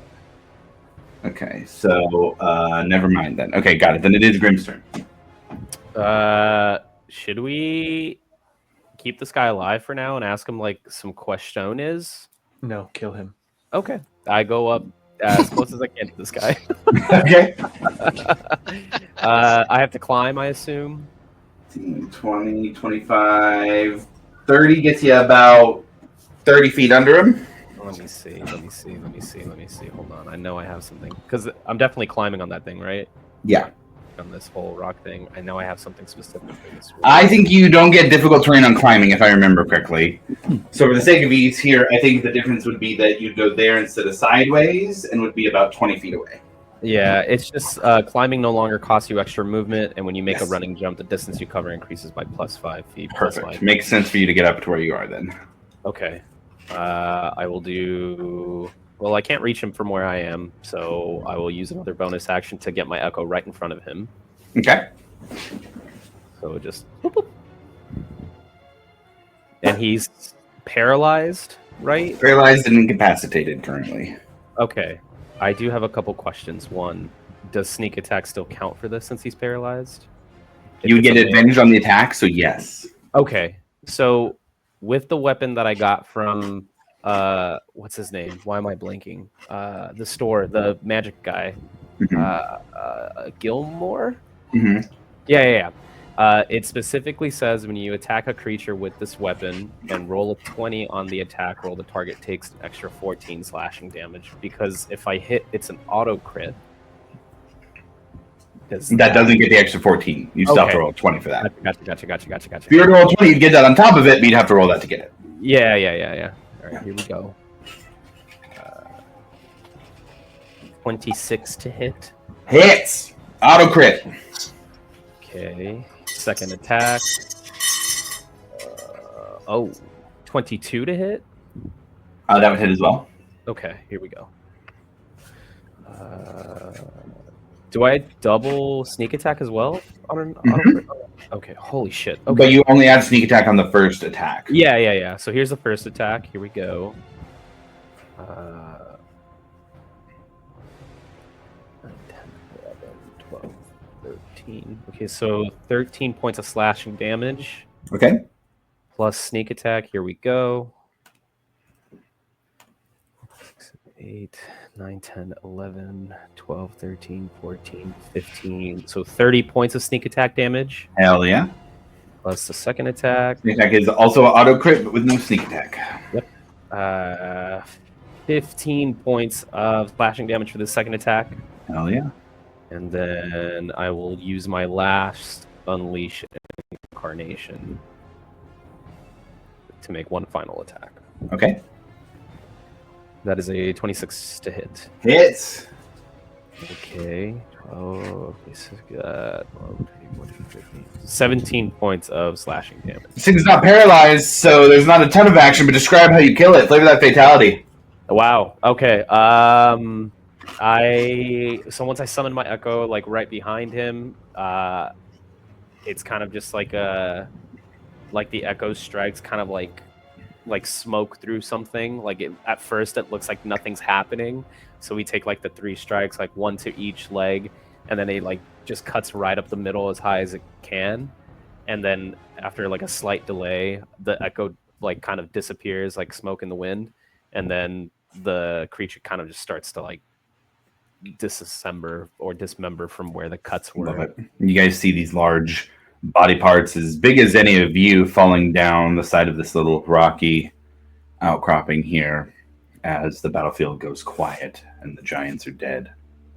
Before I shrink, I want to grab the dragon skull helmet and put it on. Fuck yeah. Does it shrink with me? Good question. Good question.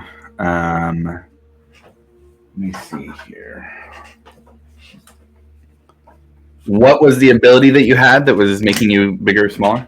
It's the Path of the Giant. When I rage, I become giant size, but the one that I got at 14 gives me... Hold on. Yeah, so Giant's Havoc is what it's called. Giant Stature.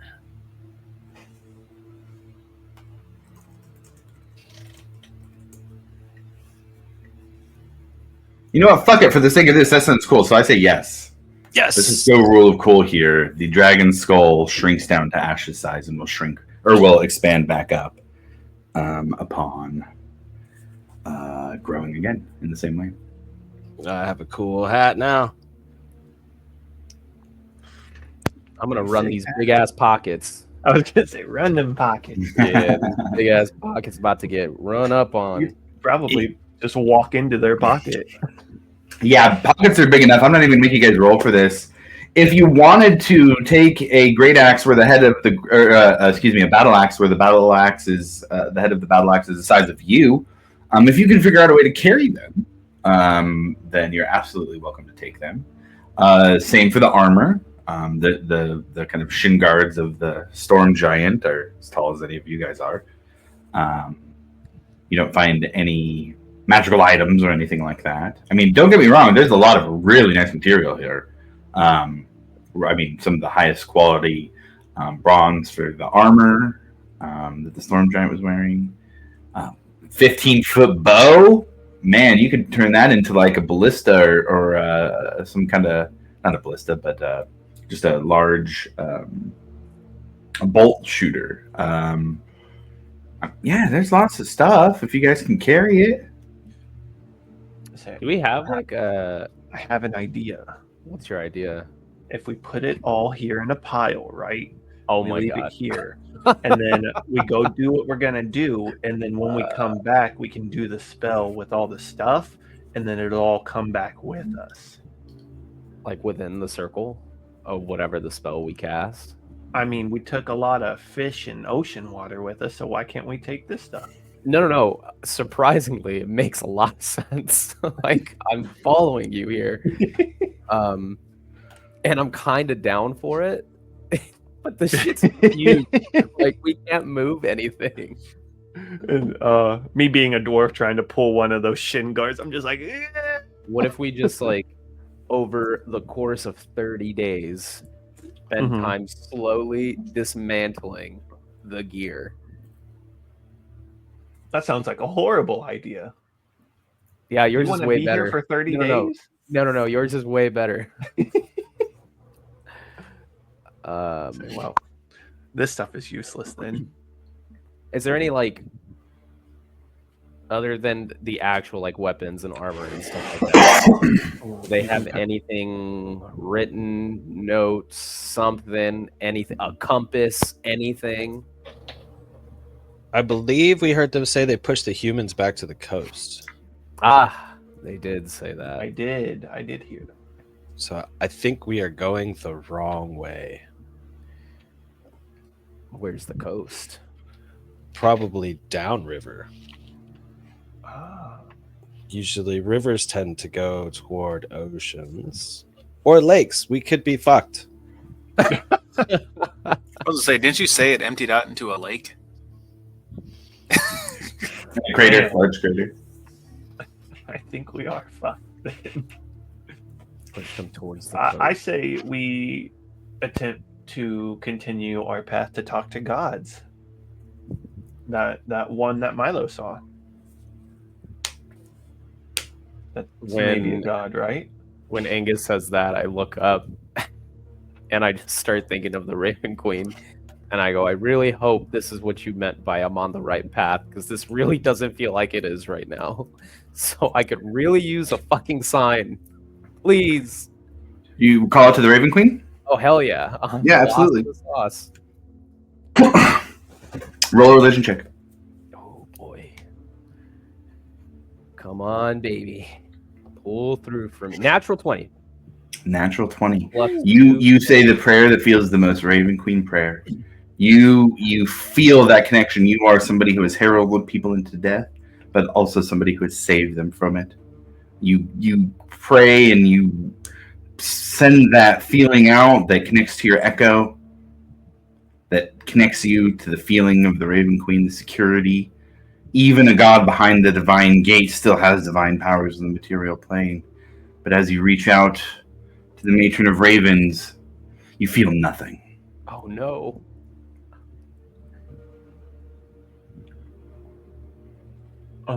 Everyone's a little beat up, right? I'm really beat up. Okay. Come here. Huddle, everybody. Come. And then once, if I can get everyone in like a 30-foot radius, I want to cast Mass Cure Wounds. And it says up to 6, so I'll do it on everyone except myself. Okay. Because I think that's 6, because you 4, and then Honor and Zarm. Unless anyone's at full health and doesn't need it. I am at full health. Zarm's Okay, fine. then. Zarm's fine too, yeah. Okay, then I'm going to cast it on me and those who need it. So everyone, we get 3d8 plus 5. Cool. Go ahead and roll that out. Yeah. That's kind of low rolls. 14 points of damage. I mean, Hey. healing. 14's 14, man. Yeah, there's a 2 and a 1 on those rolls, so that's not cool, but we'll take it. Yeah, it felt good. I just tried communing with with the Raven Queen and crickets, so I don't know if I'm doing the right thing. Would I have like a list of the gods that existed in this time, Josh? Yeah, Ash, you've heard Zavarius talking about the Raven Queen a bunch. You've never heard of the Raven Queen. I thought that might be the case. He's just So gonna did I. kind of stare blankly. I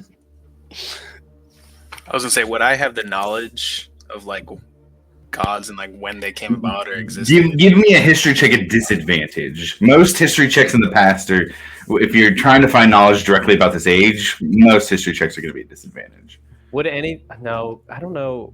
This one's a hard one. This Josh. is very, very obscure niche. Yeah, knowledge. I was Yeah. gonna ask too. Like, I don't know if since meeting the Raven Queen, or like if anything, how much research Grim would have actually had time to do on it. Right, I guess right. that's definitely something we would have to like really kind of chat about. But Sure. I think just yeah, I'm gonna say he probably hadn't done too much. Like he knows of the Raven Queen, but not Right. specifics of like time Ash- frame of when they existed. Ash would ask who is the Raven Queen.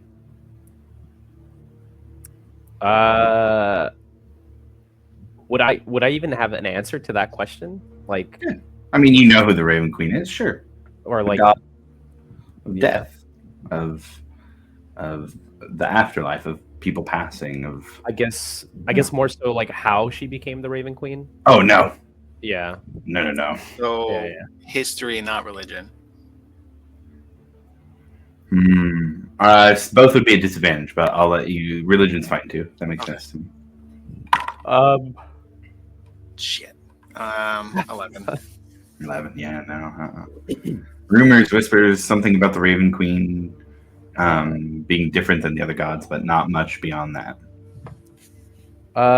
So I'm not gonna lie to you, Ash. I don't really have the exact answer to your question, but from the little knowledge that I do know, is the Raven Queen is like pretty much the matron of death. Like when I would say maybe anything that has sentience and a soul, when you are taken from this plane of existence, like your life is taken or you die, she is the one that ushers you forward to the next phase of whatever that looks like. I don't know what that looks like. She tries But- to.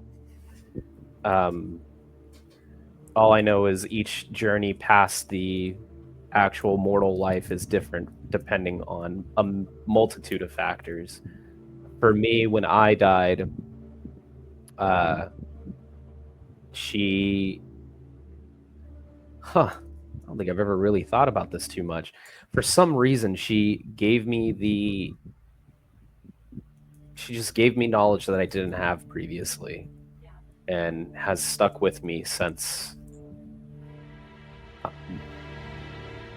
But that's all I really know about the Raven Queen. I don't know the specifics of how she became the Matron of Death or how she became a god, but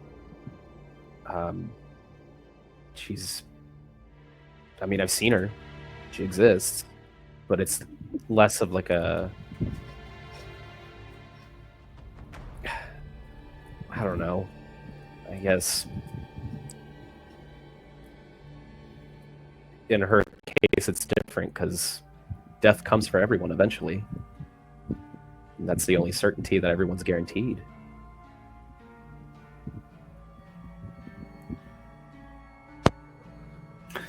What was there a god of death in my time, Josh? There was. Oh, You would have known the god of death as Nahal.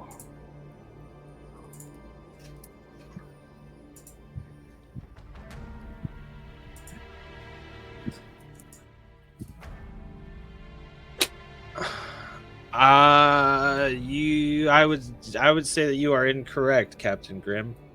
The god of death is Nahal. Have I heard that name before at all?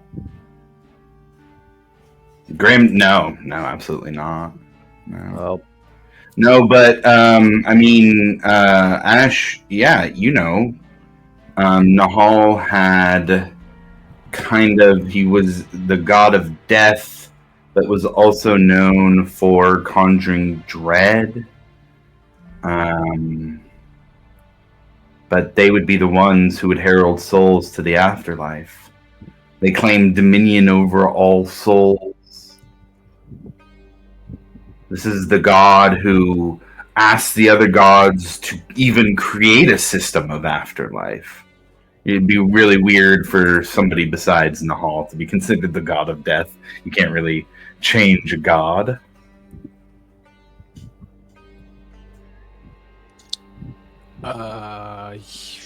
Yeah, I would share all that information that I have on Nahal. Yeah. then Does I Milo genuinely hear any of this? Sorry.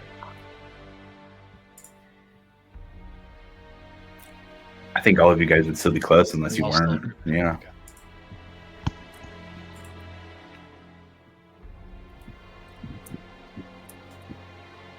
I mean, I've never heard of God. You're talking about Ash. I'm sure, like, I believe you.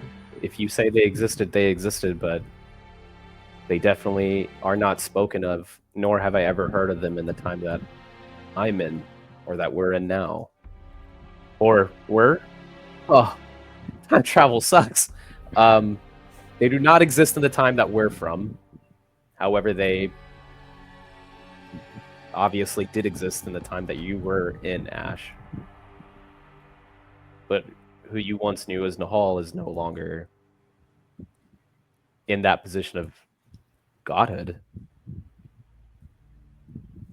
I understand that, but maybe you're reaching out to the wrong god in the time that we're in. Oh yeah, no. That makes a lot more sense. But given to what you just told me, I don't think I want to reach out to this other god.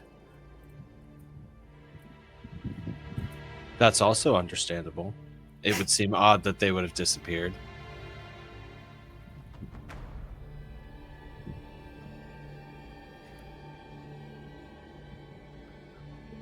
Well, Josh, can I try reaching out to Orthax? I was gonna say. oh shit. How do you do that?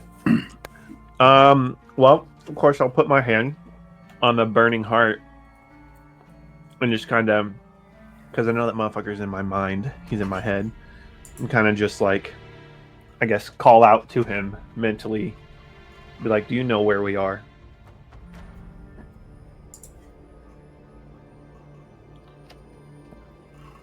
Hmm. Yeah. Roll me an Arcana check here for this one. And say, and if like I don't hear anything from him to begin with, I'd kind of be like, I can't get my revenge and give you the bodies you desire if we're stuck in a timeless place. Sure. Oof, yeah, oof. 9 on the Arcana. 9, yeah. You do get a whisper. You take me many places with you now. This may not be a place I'm used to, but I am here now with you. Let's explore together.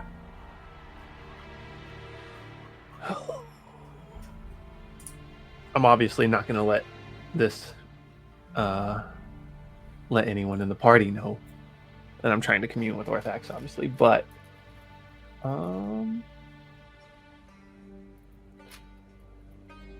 I'll kind of say back just, yeah, explore we shall. Any thoughts on specific actions? Quiet. Damn. When Angus turns away, Milo's gonna pull out kind of a relic from Hope's Bastion's past, and for him, and pull out the Ioun Stone that he got when he joined up with the Cobalt Soul. Sure. And he just kind of holds it in his hand. Ioun, if you're there, we need your help, oh knowing mistress. I think the future, both distant and closer, could be in dire jeopardy. And I'm just gonna kind of meditate on that and the stone and just hold it for a little bit. As Milo starts to do that, everybody sees him start that. And as he goes into that meditative process, the stone begins to spin very quickly. And the glow begins to come out of it. Not like it's tracing the path, but almost it's like it's bouncing off of runes inlaid in the air. Milo, tell me about how your connection was to Ioun back in the present. It was more of like a kinship in the academic. She was more in line with everything that Milo stood for, and so he was given a choice to choose a specific god, and that's the one he went for. And so he's always kind of held that very close to himself as far as the pursuit of knowledge, and always kind of making it, if I'm going to be subject to worship, this is how I'm going to do it. I'm going to read books. Very different from some of the other gods, more directly interacting with people. She's also that super are- AFK. So. Yeah, and you guys would know that Ayun was very not very present in the time that you came from. That during the calamity, there was fights that were had between the Pater gods and Ayun. More than most of the other gods was injured.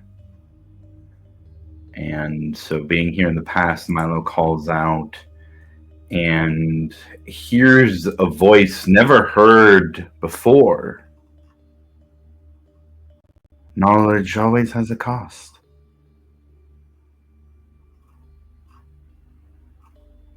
And that's it.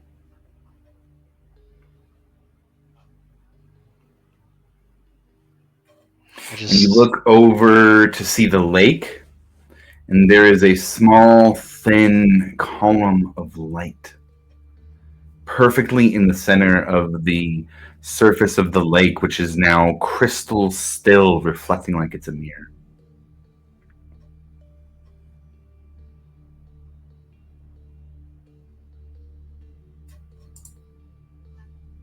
Milo looks up into the sky and back down to the rock. Thank you so much. Then he walks over to Varric and like kicks his shin. You had us going in the wrong direction. And he points down to the lake. We got to go that way, guys.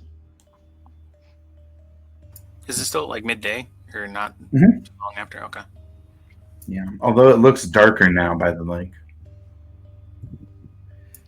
Does it appear to be moonlight? Ooh, good question. Not specifically.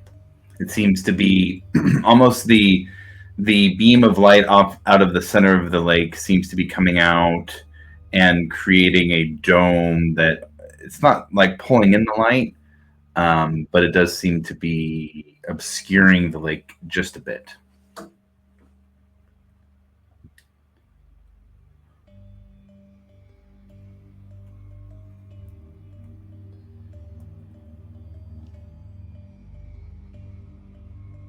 What do you guys do? Has anybody gone through the giant pockets yet? Through the what? Through the what? Yeah, okay. Yeah, they just had really big things. I did get a really cool hat though. I heard about the dope skull hat. Yeah. It looks good. I like it. Well, if you know the way to go, I say we just be quick, make our way as far as we can, and then bunker down, because we definitely need the rest. Also, I don't think Honor is going to go on for much longer if we get into another fight. And I really don't feel like dying in this out of time place. So what you're saying is we're off to follow the river? Yep. We're off to follow the river. And then he just starts to skip down the river. And with that, I think it's a good spot to take a break. We are 1:17 Pacific. Let's call it 1:32, wherever you're at, or whatever hour you're at. We'll be back at the 32 here, 1:32 Pacific. I'll be back in 15 minutes to see what happens down by the lake. See you guys in a minute.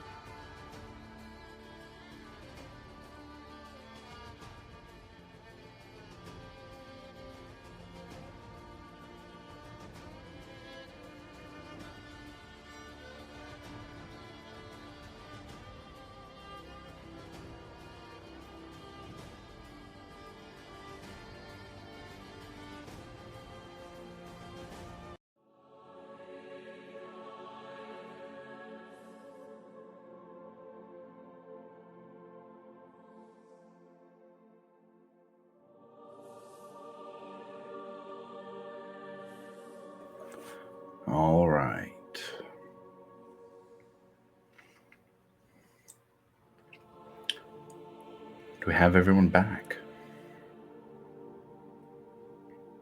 I am back. Present. Milo is here.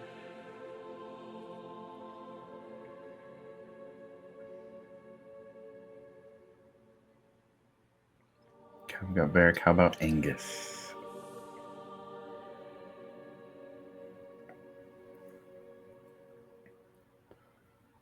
Okay, well, we'll give him a second and then get going. Does anybody want to do anything before heading down, following the river down? I think Johnny would just go to Honor, do what he can, like simple stuff, wet a freaking rag and wipe it over her head, clean up the cuts and whatnot. Just try to make her as comfortable as possible. Just in all the commotion, he didn't really have a chance to make sure she was okay. Yeah, absolutely. Take some time, give her a little bit of extra care and comfort. Ash, are you still going to be carrying her for the trip down? If she wants me to, yeah. If she looks like she's not doing well. Overall, so like hit points wise, she's okay. I mean, she's a leveled wizard, so she's more than the average public, has plenty of hit points. But she does seem very fatigued. I mean, I will pick her up and carry her. Cool. Yeah. Just excuse me. Just generally the process of using your own blood for spell components beyond just the hit points of it all, like literally taking the time for your body to regenerate your blood. Yeah, exactly. That'll take a minute.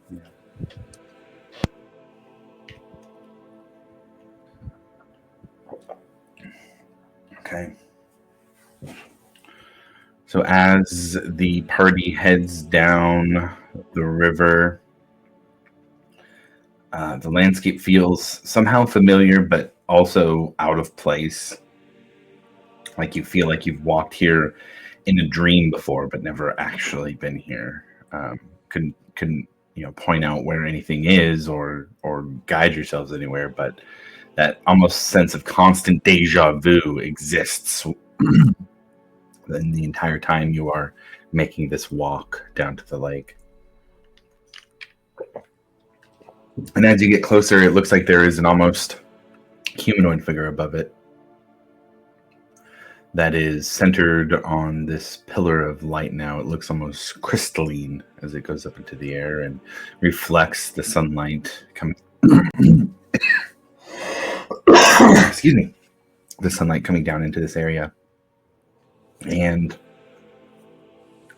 you get to the edge of what looks like some sort of threshold where beyond this, whatever divine or arcane magical energy that is being put off really kicks up here.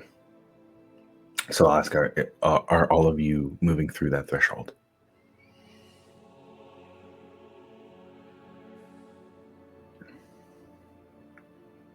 I don't hear anybody saying no, so I'll assume that's all yeses. If there's a no, then tell me no. Otherwise, I'll assume yes.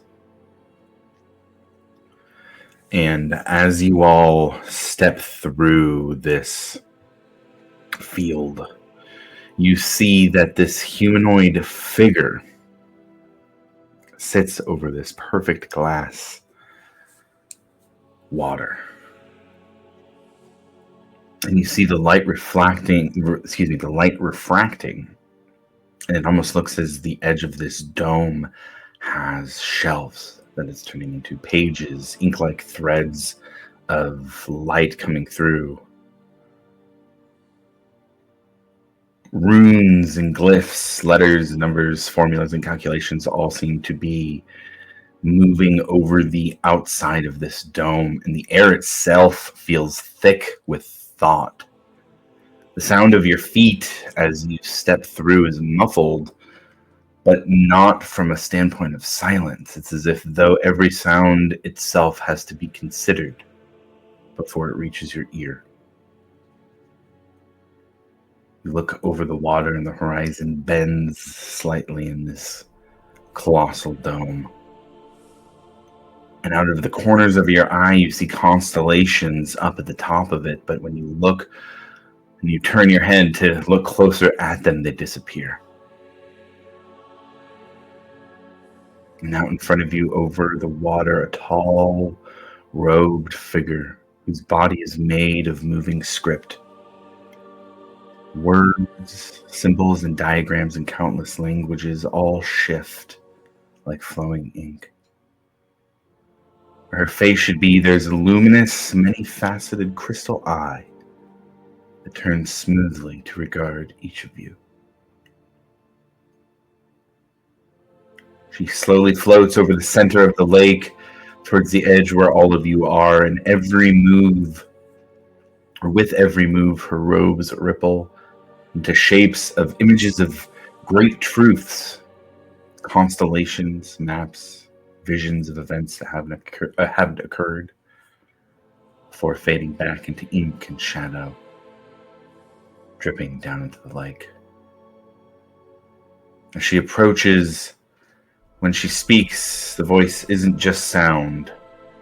It arrives in your mind, fully formed, in whatever tongue feels most comfortable to you, layered with unspoken implications.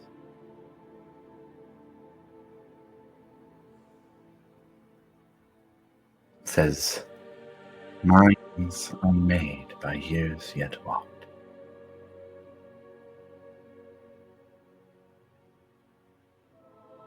And then waits for all of you to speak.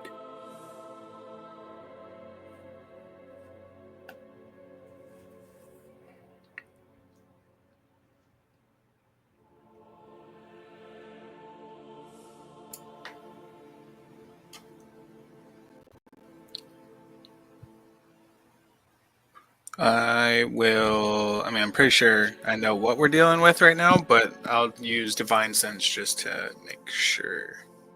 Oh man, you've never seen divine energy this bright. This is if your regular divine sense was like using a flashlight and kind of scanning it over a small area in the beam of that flashlight, this is turning on floodlights in the room. Fear just falls to the ground in my eyes. Oh God. Is it You're the same talking to a voice? god. Yeah, you're talking to a god. Same voice or anything like that when I was talking to Ayun? Mhm. Oh, knowing mistress, we need information. If we are to save our timeline from the threat of Tiamat, we seek the location of the vestiges.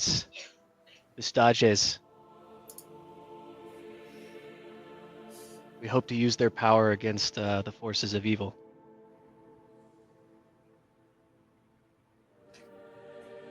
She says with voices layered on top of voices.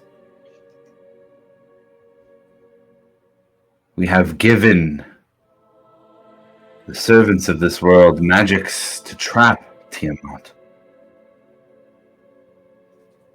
We already know of these problems and have taken steps to make sure that this world is safe. Rest easy. The gods have already done their works.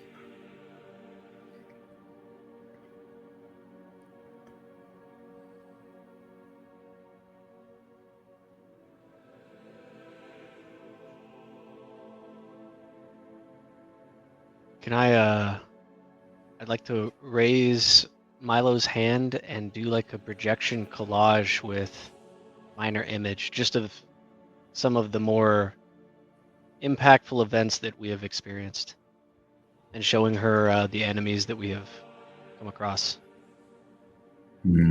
A pressure builds in your head as you do this. You feel emotions coming from her.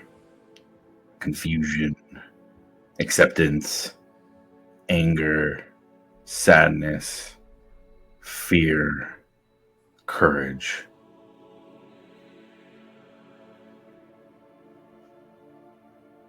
And through all of this, Ayun, you are nowhere to be found.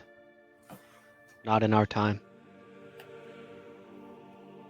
The faceted crystal that is her face turns humanoid.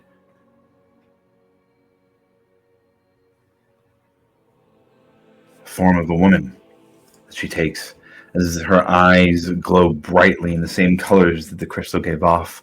And she speaks now, and as she speaks, when she opens her mouth, it pushes everyone back with an impact. And she says, "When the shadow's hand reaches for my mind, the stars will forget their names. In the silence that follows, truths will rot, and the clever will be blind as the fool. Guard what you can, for the day will come when even memory turns traitor."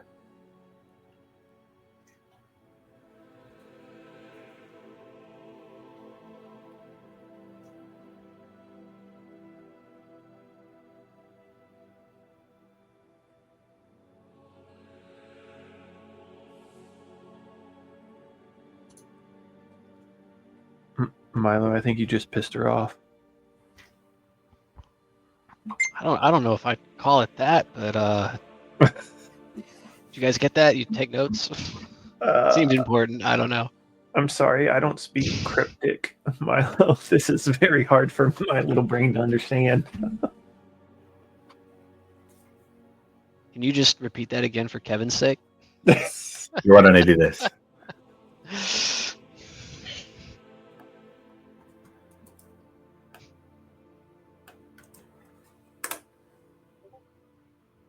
Yes.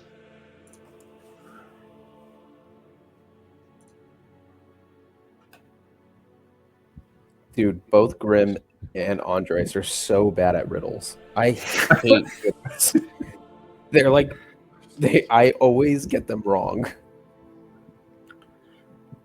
Do you say that out loud as Grim? Do you say anything about that about riddles? No. Fucking This riddles. is just like straight up above table. I'm terrible at riddles.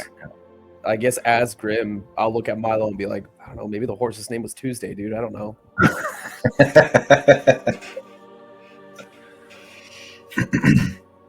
She will, Milo, you feel those emotions again. There's confusion and then acknowledgement and acceptance. And it's almost like you get the sense of weird divine deja vu of you even showing the images of the future to this god, kind of connected them to the future in a way that had them spit something out. And she continues and just stares at you with piercing eyes and says, "If you are not from this world,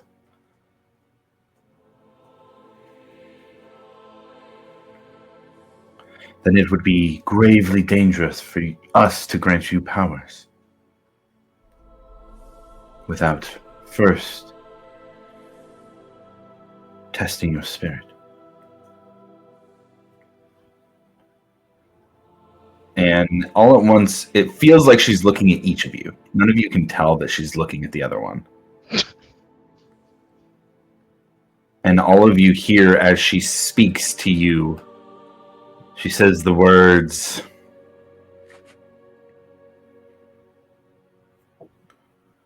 "What truth do you fear the most?"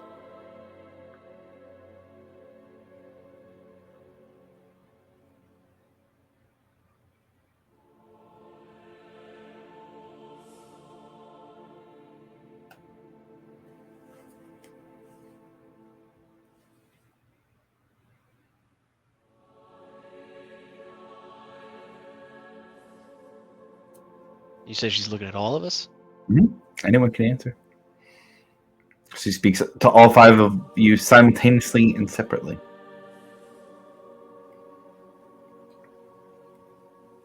Then my failures will result in the lives of many that I just won't be good enough. You feel pressure in your head. Ease.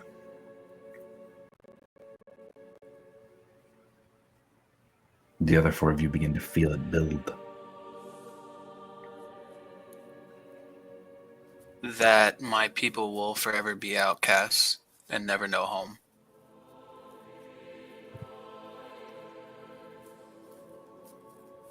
The pressure eases in Varric's head.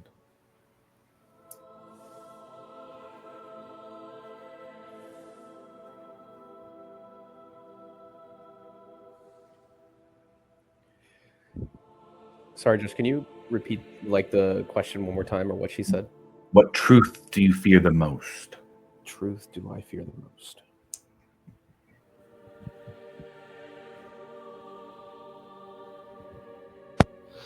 That these people I've grown to call my friends will inevitably die if we don't get help.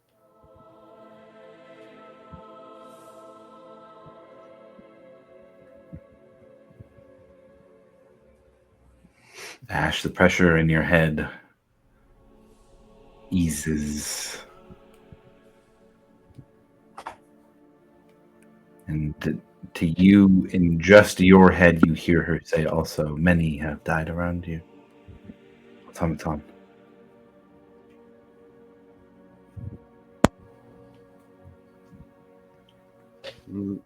I guess for Grim that no matter how many good deeds he tries to fulfill, he'll never fully be redeemed from the sins of his past.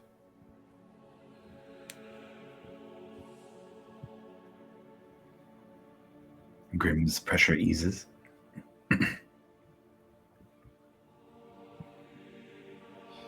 Ash would respond to her with what she said with many who did not view me in the same light that these do.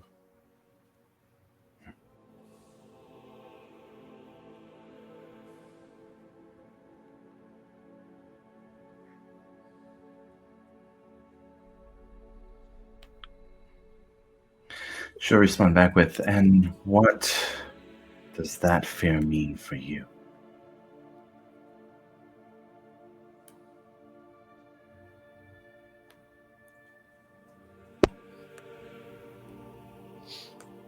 That I'll be alone again.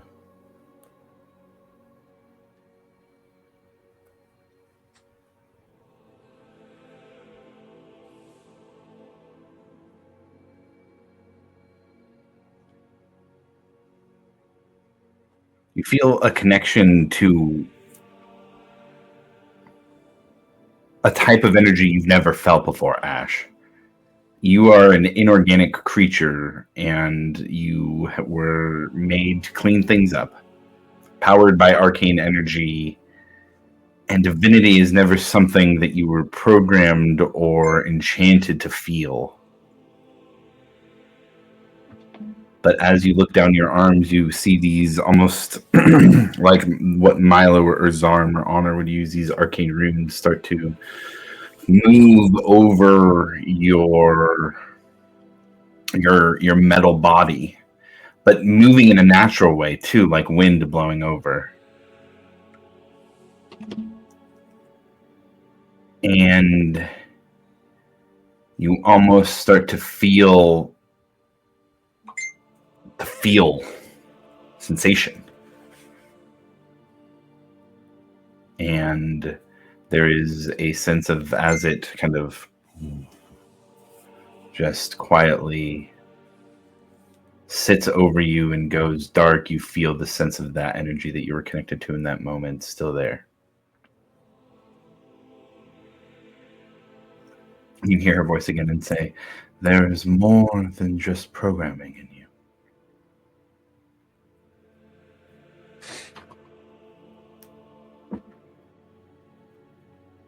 The drive to protect is very natural. And if you have developed it on your own, then perhaps there is more to be discovered.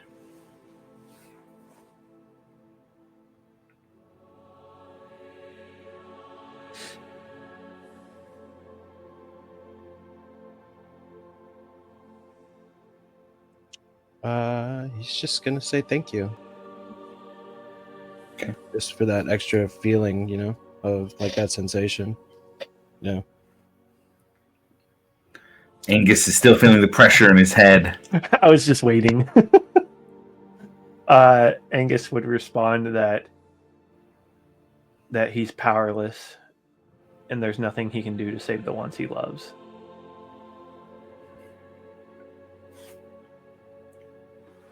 The pressure in Angus's head relieves as well.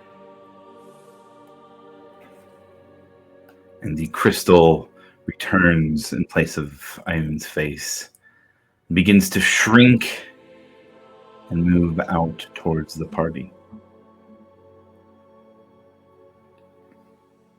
And as it moves towards the party, extending out from it, silver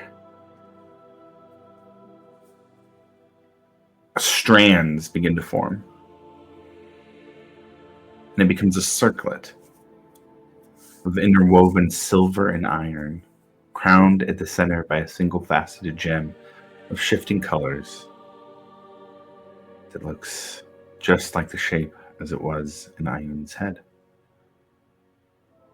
Within the gem itself, you can see as it moves closer, just in front of the group, faint motes of light move like constellations. The metal hums softly. And anybody who steps closer begins to hear overlapping whispers.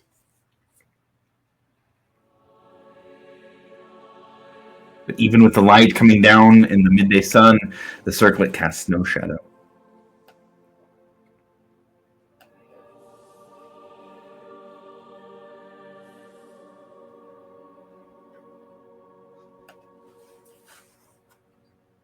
What do you guys do? Moves.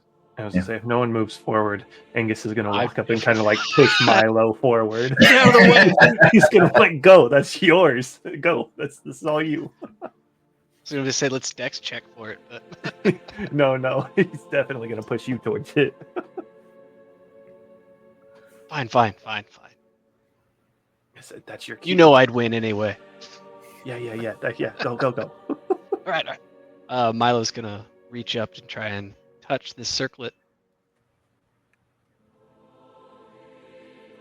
You hear her voice in your head as it touches the circlet.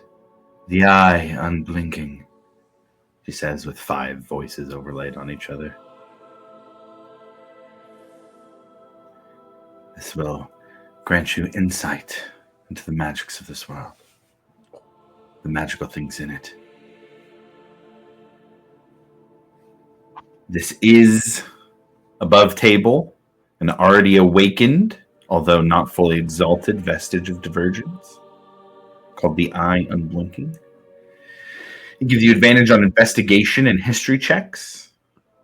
Once per day, you can cast Identify without material components, and when concentrating on written text, you can read it regardless of language. While awakened, you can cast Comprehend Languages at will. Once per long rest, you can cast Legend Lore without components, and you gain advantage on all saving throws against illusions or magical deception.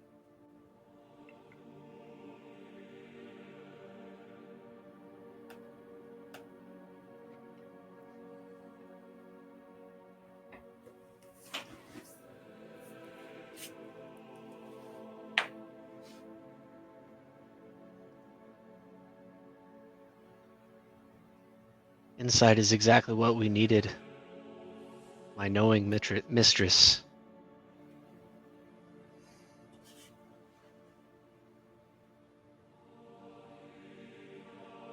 Do you Your seek wisdom. the aid of other gods as well? Yes. Can you show us the way?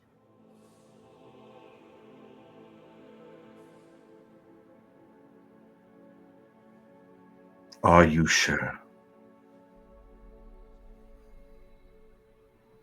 Without a doubt. And I believe that I speak for all of us. Milo's going to turn and look at the group.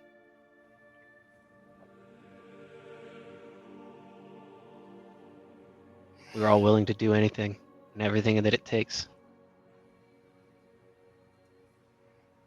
You see the crystal just shoot up into the air. And who do you wish to speak with first? Milo just kind of steps back.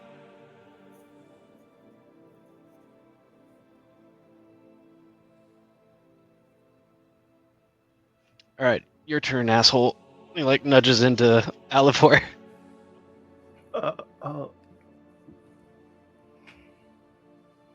Well, upon learning that the Raven Queen's not here, or potentially not in this realm, I mean, he's kind of, I'd be confused.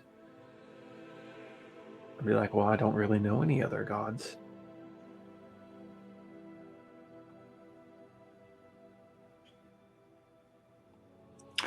You'd say that out loud? Sure. Two things. You hear her say two things at once. She says, "Who is this Raven Queen you speak of?" At the same time as saying, "There are three gods near. Bahamut, the Platinum Dragon, Melora, the Wild Mother, and Sehanin, the Moonweaver." And you hear the question ring once again, "Who is this Raven Queen that you speak of?"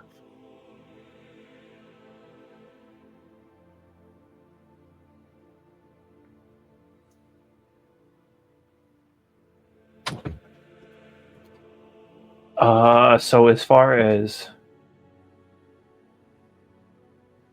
kind of telling her who, I guess, because she asked who the Raven Queen was first, he'd kind of do the same thing that Milo did, and he'd use minor illusion to kind of, because I mean, I've seen the Raven Queen 3 times now, and kind of just to show the image of what I've seen of her, like after I've died and everything. And then as far as those 3, I'd probably go with Bahamut,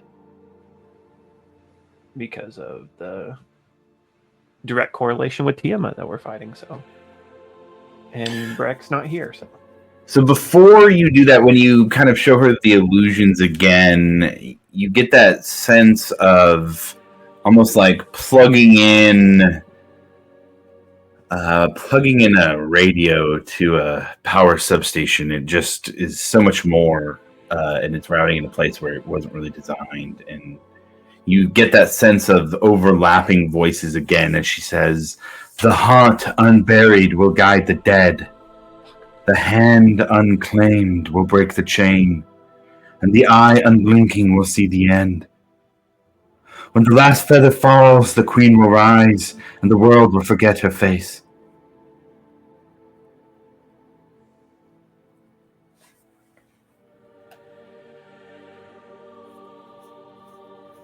And with the kind of calling out or deciding on Bahamut, whether you voiced it or not, she knows. And you start to hear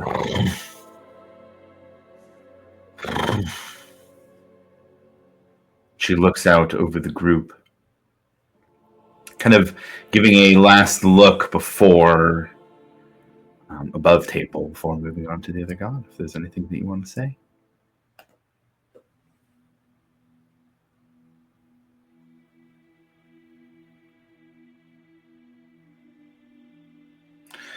Then with that, almost as if all the pages condensed together into this ethereal book close, and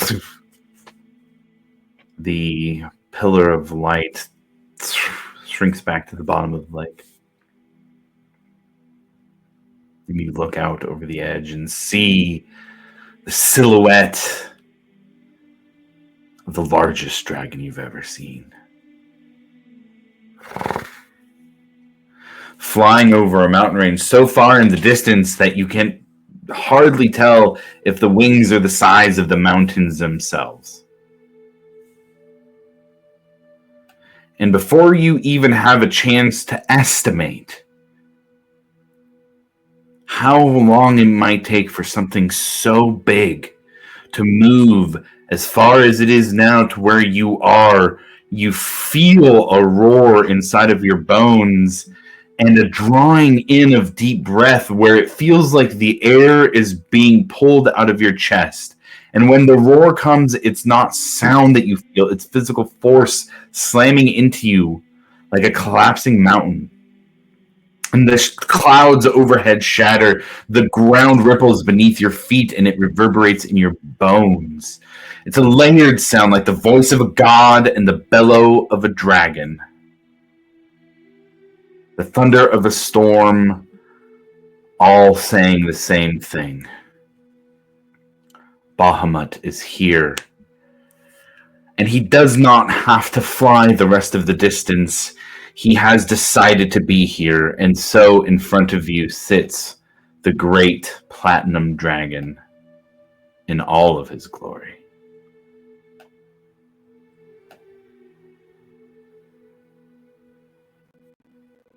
I think Milo might take a knee before that one.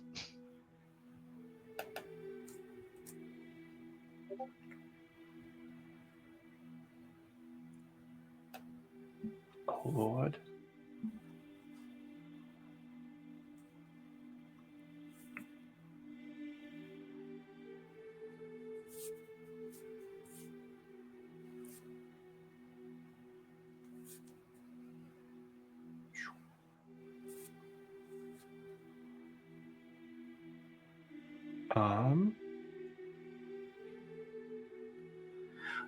At the he says, I'm certain you did not summon a god to gawk.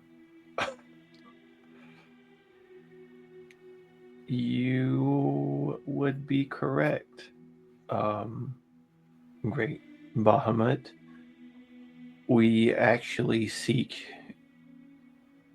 your help. Many in this world do.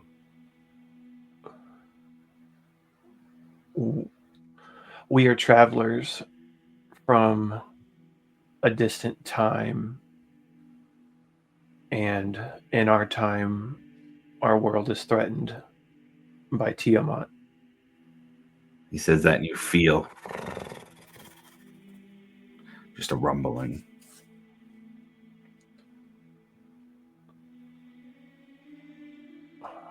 We need your help to defeat her.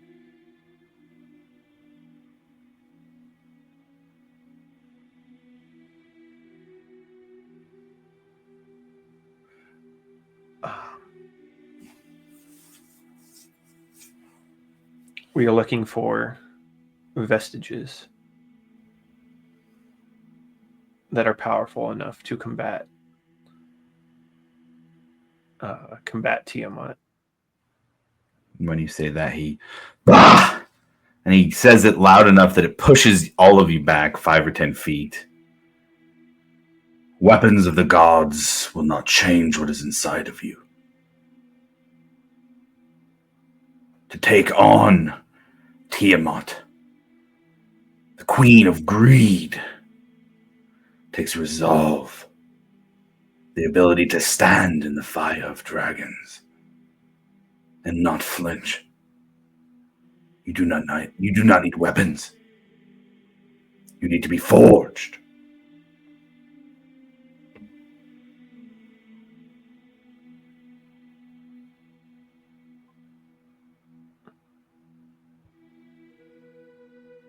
Then help forge us. And as you say that, he looks to the rest of the group. Does he speak for all of you?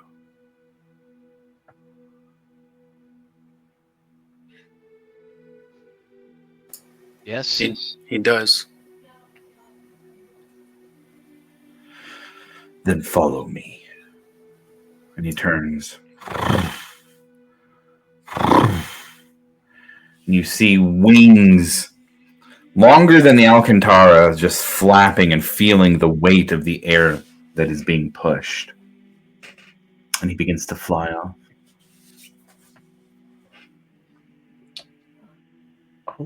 Everyone follow him. All right. Milo follows. How do you guys follow?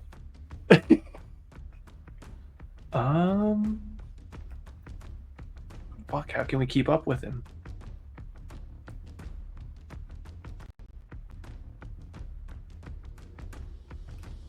He's going fast. He's fine. Probably twice as fast as you guys walking, at least, maybe 3 times.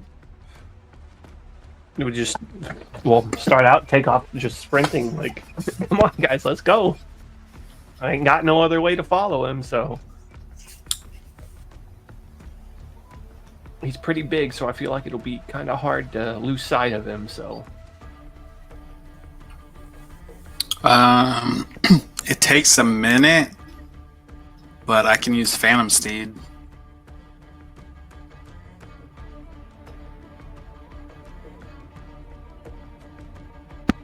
It's up to you if you want to take the minute. How fast can I run holding honor?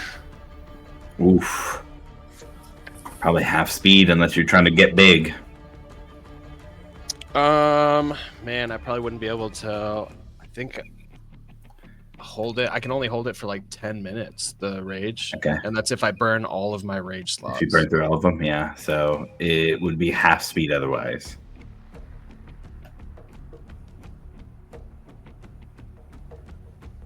Let's see.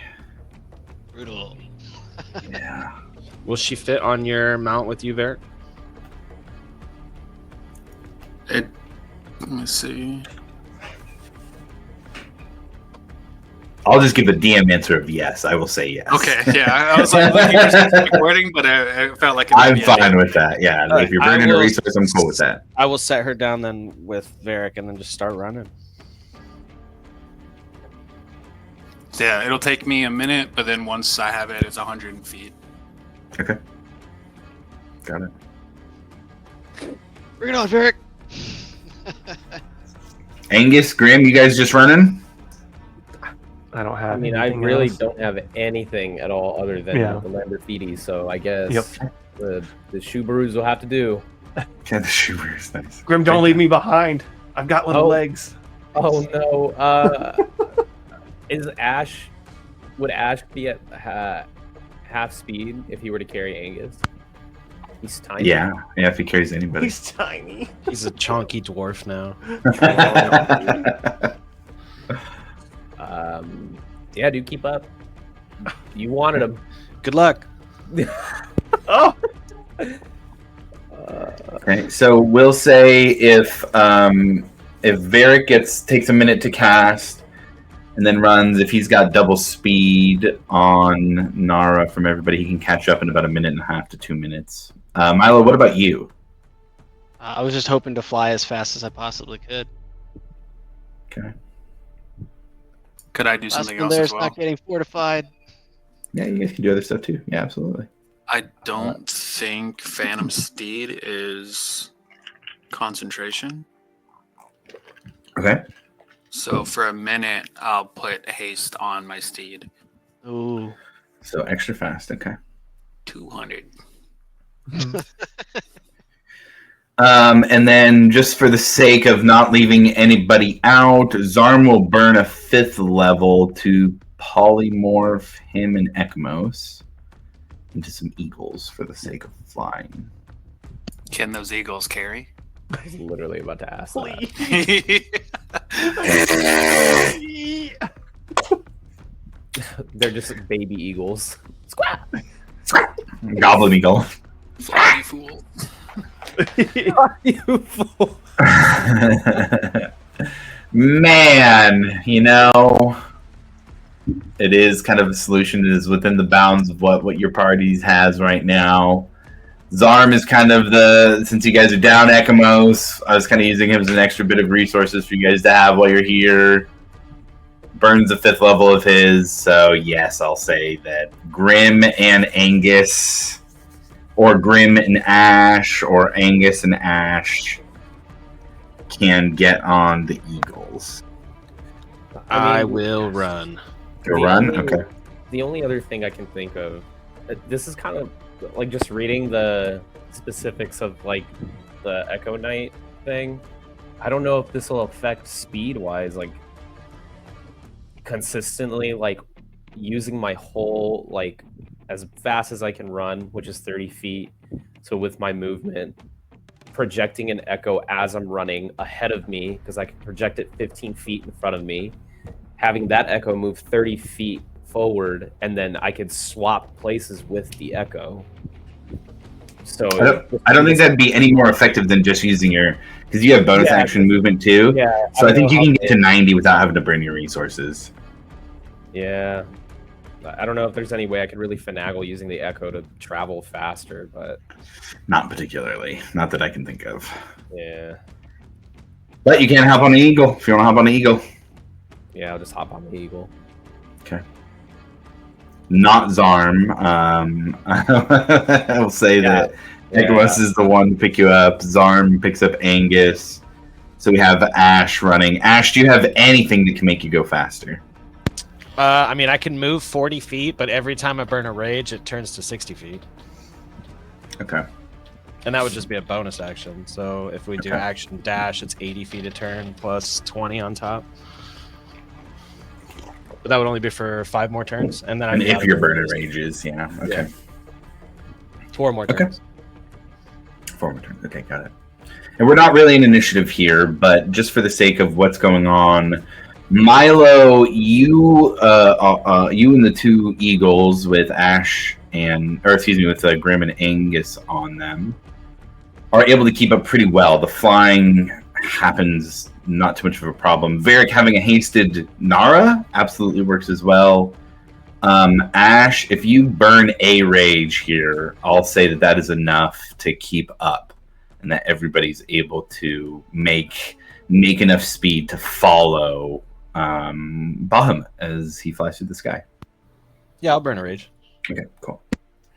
All right, then as you guys went from really, as you entered this pass of Exandria, you're really just in this little area and kind of exploring around. Now you guys are all moving very quickly, and you move past the lake and down into this landscape that is now more plains than Rocky Canyon or forest.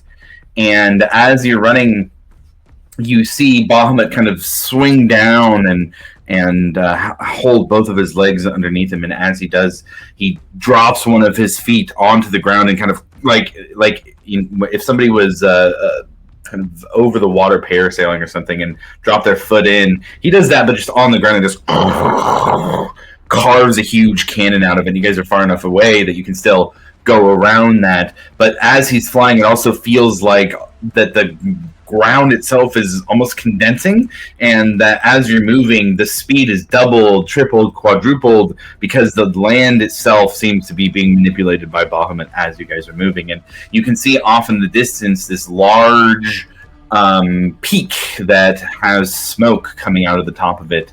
And for what is time is a weird soup, right? So as much time passes here, kind of hard to say. It feels like all of you are running and flying for at least an hour, but it also feels like you just started and just saw Bahamut on the outside of the lake as well. But as you get to the edge of this flight, you kind of go up this hill, and towards the top of the mountain there is this carved out area that's flat with almost amphitheater-like seating around the edge of it. And there is smoke coming from the top of this peak and off to the side of this little cliffside amphitheater here as it turns to dusk.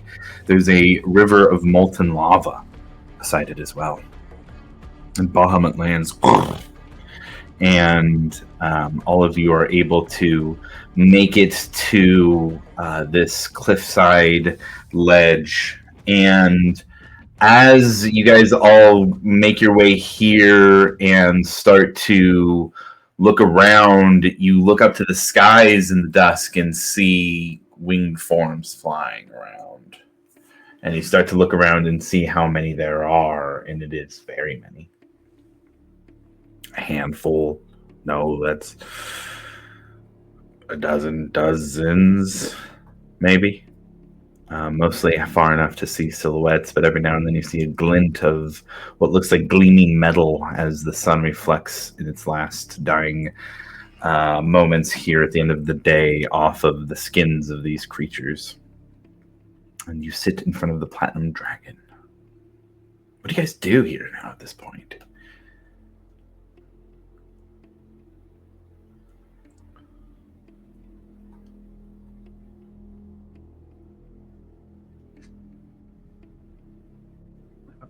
Kind of just personally, I'd just be waiting for insight on what Bahamut's gonna have us do, or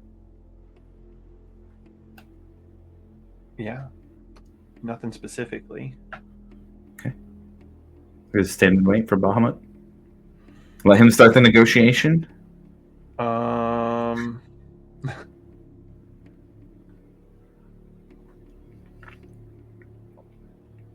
Well, I mean, it's gonna help for it. Guys, hello. This is a team.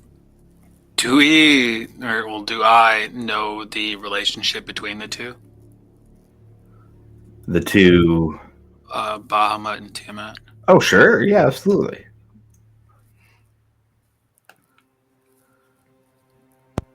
Just kind of almost nonchalantly just be like, so why is your sister the way that she is?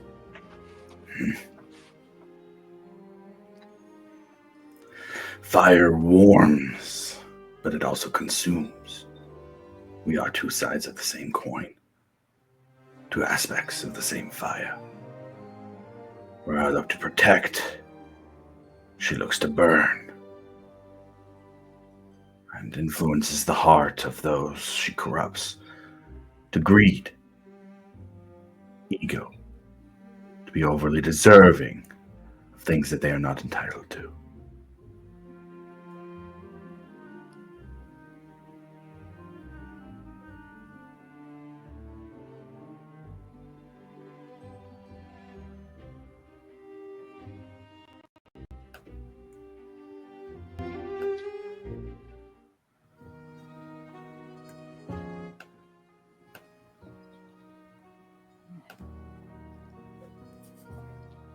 Well, that checks out, seeing as how she is thinking that she deserves to take our world from us. If you can withstand my fire, then you can withstand hers. Will you stand here now and take the dragon's fire to see if you can stand against her as well?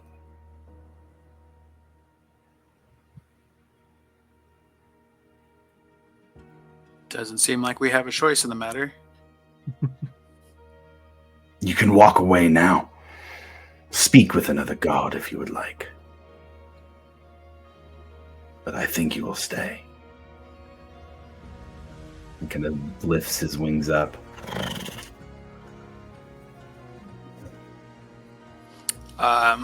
He will set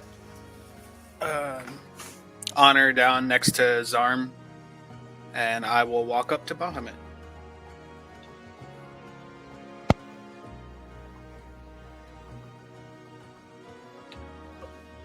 I will I'll walk follow. up behind Varric. Yep. I follow, yeah.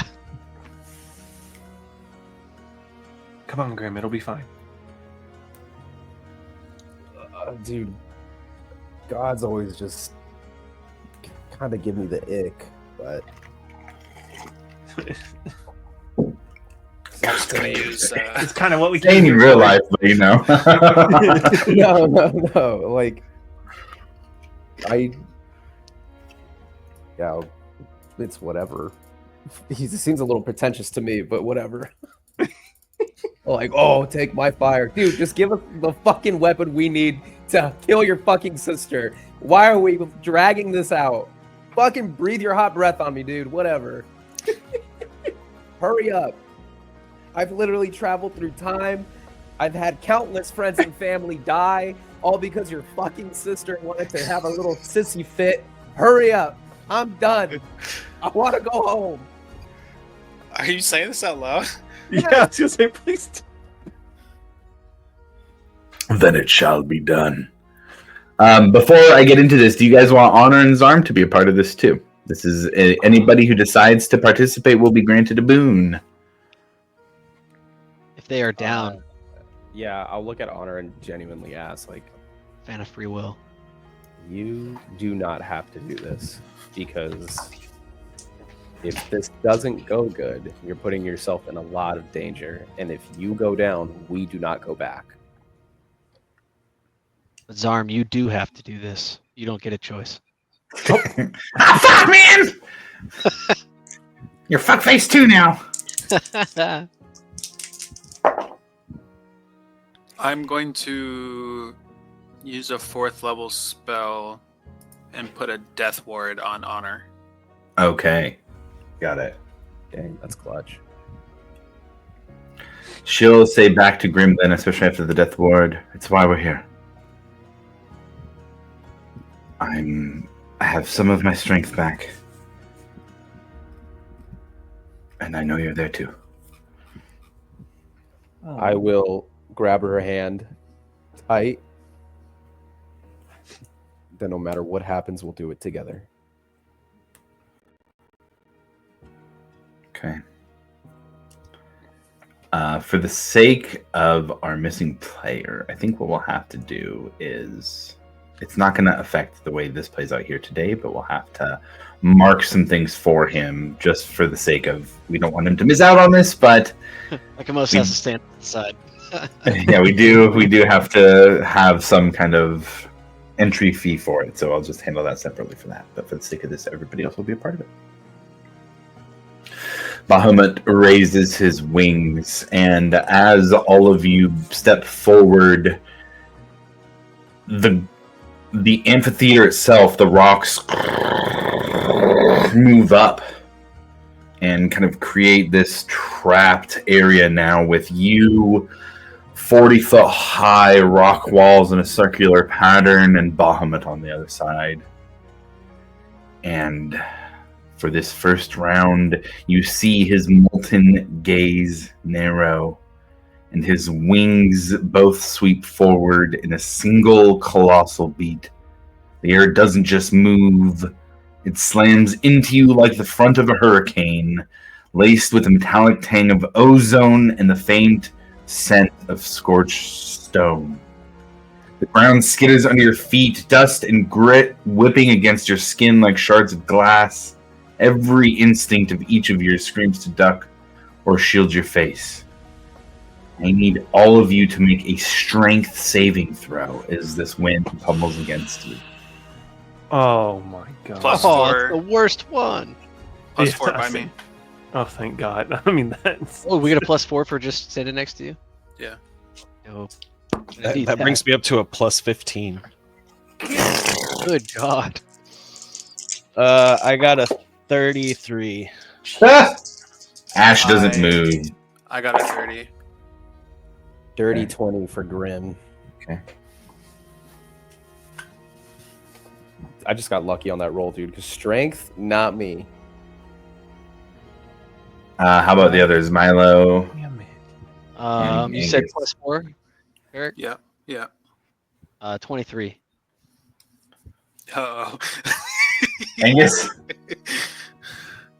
12. What was that? What happened? Wow. Okay. I can see his Stubby face. legs, dude. It's not your fault, dude. You're at a disadvantage. Dude, I'm getting rid of this dice. It's been low in single digits all day. Chucks it off. Angus, everybody else stands. You stagger. The force smashes you to the ground. The impact knocks the air from your lungs. You are knocked prone. You are going to take 1 million damage. 23 points of bludgeoning damage. Mm. Everybody else is going to take 11. Oh, I got to roll for Zarm and Honor too. Zarm is a fail, so he's going to take the full amount too. Zarm gets knocked out too. If He I had the rage, can I +4? take half on that? If you burn a rage, then you can take half on that because it's bludgeoning. Zarm does still fail with a +4. He has 3 - 1 +4, so 6 total. If does Uncanny Dodge work in this to have the damage? Um, Kind of like a reaction, but I don't know. I think not for the sake of this. If you were burning a resource, I'd say, yeah, go ahead and cut it, but Uncanny Dodge is usually an attack, and this is more of a trial. Okay, I'll just take the 11. Okay. 3 plus, or 13 plus 14. And you said +4, Varric? Yes. That saves honor. She would have failed without that. She would have had a 14 without. She got an 18 with, which saves on this one. So she'll only take the 11 also. Zarm and Angus are not prone. You have a brief moment of respite as Bahamut's eyes continue to blaze. You got any more of those mass cure wounds? I stand back up. A brief moment passes, and you see his eyes are no longer gold, but pure white fire. The air around you heats instantly, all of your breath catching as the light pours over you like molten silver. Shadows vanish. Even the ones that are there currently under your feet burn away. The light doesn't just sear your skin, it feels like it's trying to burn away doubt inside of you. With every flaw you've ever hidden feeling like it's exposed under the gaze of the Platinum Dragon himself. On this one, I need everybody to roll a Constitution saving throw. Oh my god. Still +4. 13 for Milo. God Ooh. damn it! 29. That's a critical. Nice. 22 for Grim. Dude, that +4 is coming in so clutch. That +4 brings me to a 30. Hell yeah. Okay. 13. 13 and 13. So I hear Milo and Angus were both under 18, and everybody else was over.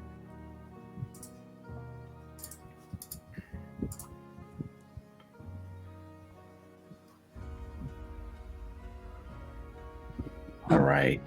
The brightness overwhelms Milo and Angus in particular. Your vision explodes into dancing after images, and pain lances through your head. The two of you are going to take full. My retinas. On beyond.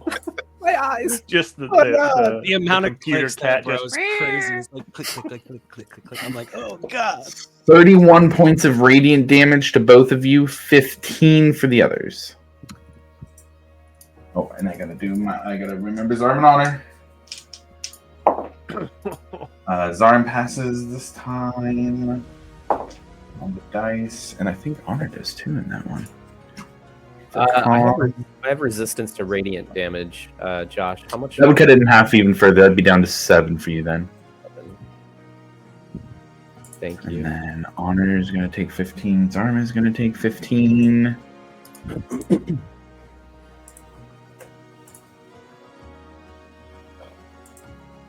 All right. And now that the radiant light has extended out, you see that the sky splits with a roar as Bahamut shakes the marrow in your bones. His platinum wings unfurl in a single impossible sweep, blotting out what sun is left. And with that, his head tilts back with the light gathering in his throat like a newborn star. It is not the heat that you feel first, but the truth. A piercing certainty that nothing impure can stand before this flame, before this light. Then the fire comes, a cascading torrent of argent flame and searing radiance that swallows the air, the ground, and all of you. It is beautiful, Milo, especially to you, but it is terrible to all as well. It is the heart of Bahamut, the heart of justice made flesh. As the fire consumes, all of you need to roll a wisdom saving throw. My worst one. This is my worst also. This is not good. Please tell me we got a +4 there. Yeah, you get it for all saves. Oh my Sweet. goodness. That +4 takes me to a 12. That is a 32 for Varric. Damn, dude. 32, very nice. Okay. Am I still technically raging, Josh? It's within the time frame, I think, and you've been taking damage, so I'm okay to say you're still raging. Okay. That makes sense to me. It's a 19 for Grim. Okay. 19 Angus- is a failure on this one. Angus got a nat 20 for a total of 25. That is a pass. I guess I failed. 17. 17 is a failure on this one. That's a high one. I guess I could. Hold on. Let me see if I have. Okay. And then Varric and Ash. 32. 32, that's right. And then Ash. You had really high too. I had a 12 now. My wisdom. Oh, 12 now. Okay, got it. So anybody who did not meet a 20, you are going to be taking 37 points of fire damage. So Ash shuts down. But because I was raging, I'll stand back up with 28 health. Nice. Reboot. That's crazy. Milo just stands there and goes, "It's glorious!" in the rainbow, and then starts bleeding from the nose and passes out. Okay. Can we do anything? Like, First, we got to get all the damage in. Anybody who didn't, or who succeeded, anybody who succeeded, still takes 18 points of fire damage. And then I need to roll for Zarn and Honor also. Pretty low.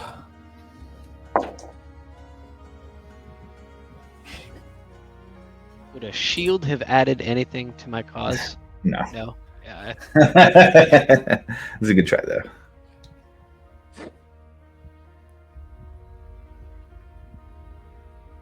Did I do my math right? What did I say? 37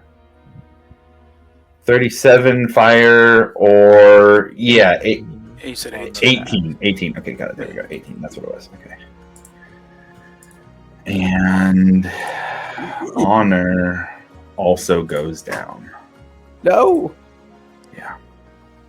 So here's what we're gonna do. You guys are all grouped together. We have multiple people down though. I think maybe staying in a soft initiative here. Well, I don't even think soft initiative because then we have to roll into that. Yeah, I think so long as everybody's just doing an action or so and movement at a time, we can just kind of go about what we're doing. We have Milo's down, Honor is down. I think that's it. Does that sound correct? Oh no, Ash. Oh no, we popped back up though. Mm-hmm. Yeah, I rebooted. Oh wait, we also had Death Ward on Honor. Yes, we did. Death Ward. So Honor goes down and she pops back up with one hit point, I believe. Let me reread that. Dude, Varric, what a genius fucking play, dude. The first time the target would drop to 0 hit points as a result of taking damage, the target drops to 1 hit point and the spell ends. Then she is at 1 hit point. That is just Milo down. What are you guys doing? As Milo was fittingly hit with fire the hardest. Yep. As they drop, you just see a wave radiate from, and I'm going to cast at 6th level Mass Cure Wound, or 5th, yeah, Mass Cure Wounds. Okay. It's going to target, it's going to go straight to Milo, Honor, myself, and then Ash. Ash. I got 2 more. Grim, Well, that- I'm low. Well, 2 more would Okay. be everyone, wouldn't it? Mm-mm. We're one. It's only 6, and we have 7 people. I'm good. All right, so everyone except Varric. And we're all going to get 21 points of healing. Can I also use Second Wind, Josh, at this point? Yeah, that's fine. Yeah. Okay, cool. I will. Roll 1d10 plus 7. Burn my last 4th and hit her with another death ward. Okay, cool. 12 Got it. points. You guys don't think I just Muhammad rolled a saw that, right?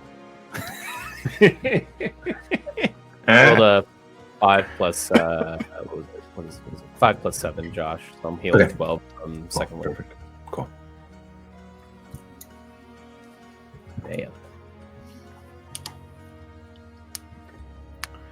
With everything happening, the walls that were raised out of stone drop. Bahamut stares at all of you. Many of you now, all of you really now, much more hurt than you were just a few moments before. But now, a look on his face of respect and resolve.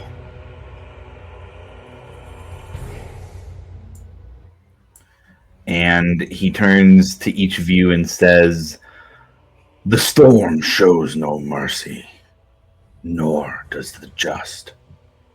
You have felt its weight and still stand. These wings are forged in my breath. They will carry you where the ground cannot follow.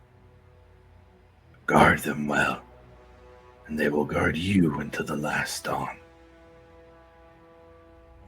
And from the clouds above, you start to see silver gold shapes, almost glowing and translucent all at the same time, begin to spin around in the clouds. We need to have everybody roll a d8. Let's just go screen order. Let's go, Milo, you first. 6. 6. Remember, silent oath. Angus next. 4. Remember, Cloud Dancer. Varric. 7. Heart's Mirror. Grim. 8. Sky Singer. Ash. 5. Wing of the Storm.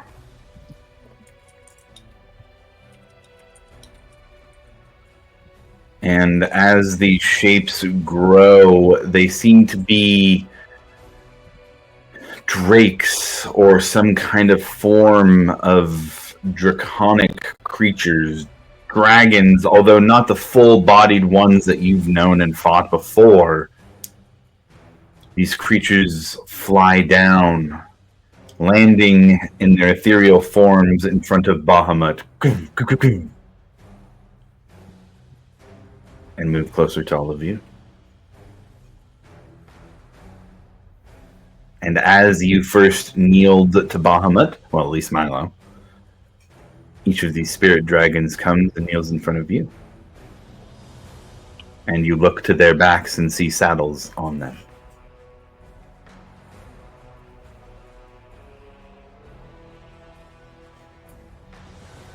Get on. Me too. Same. Yes. Honor and Zarm and Ekamos, we'll throw him in the story here too, because at this point he would be doing the same as well with the different one. And as all of you get on the dragons, the feel of them is a natural connection. And without even needing to know what to say or do, you already have the movements, grab the reins and move them up, and they begin to fly. They hover for a moment in front of Bahamut. This is the last chance to speak to Bahamut again, if you guys would like to, before flying off into the sunset, quite literally in this case. I did have one thing, if I could. Absolutely. I'd like to fly up to him. Also, bucket list check, flying a dragon as he flies up there. But he's gonna pull out the small small package that was given to him, and he's just gonna kind of let Bahamut see it. Just kind of say, actually, it just kind of goes for a reaction. Just for pulling it out? Yeah, like what am I supposed to do with this thing?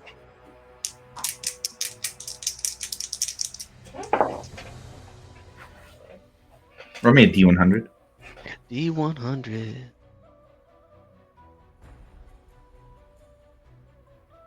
11. It's better than 3.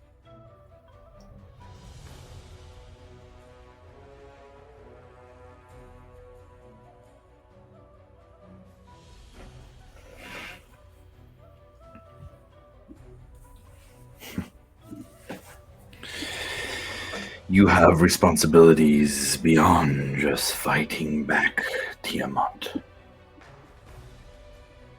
You come from a different age, and if you hold that gem, Exandria is without its guardian. The armies of the Nine Hells will break through if you do not accept your mantle. Those who came before you fought them back. And without a guardian, Exandria will fall.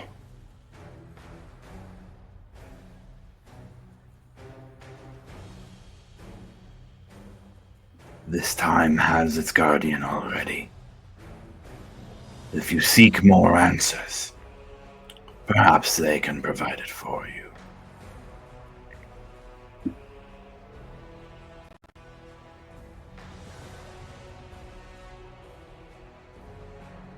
Thank you, mighty Bahamut, for your wisdom.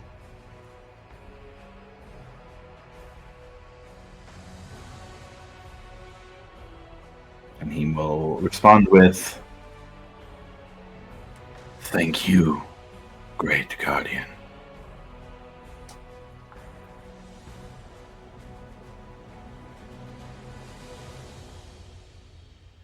I'll have to unpack that one later. What's up next, guys?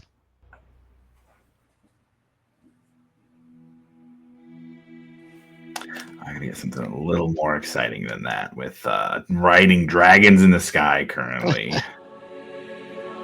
Nope.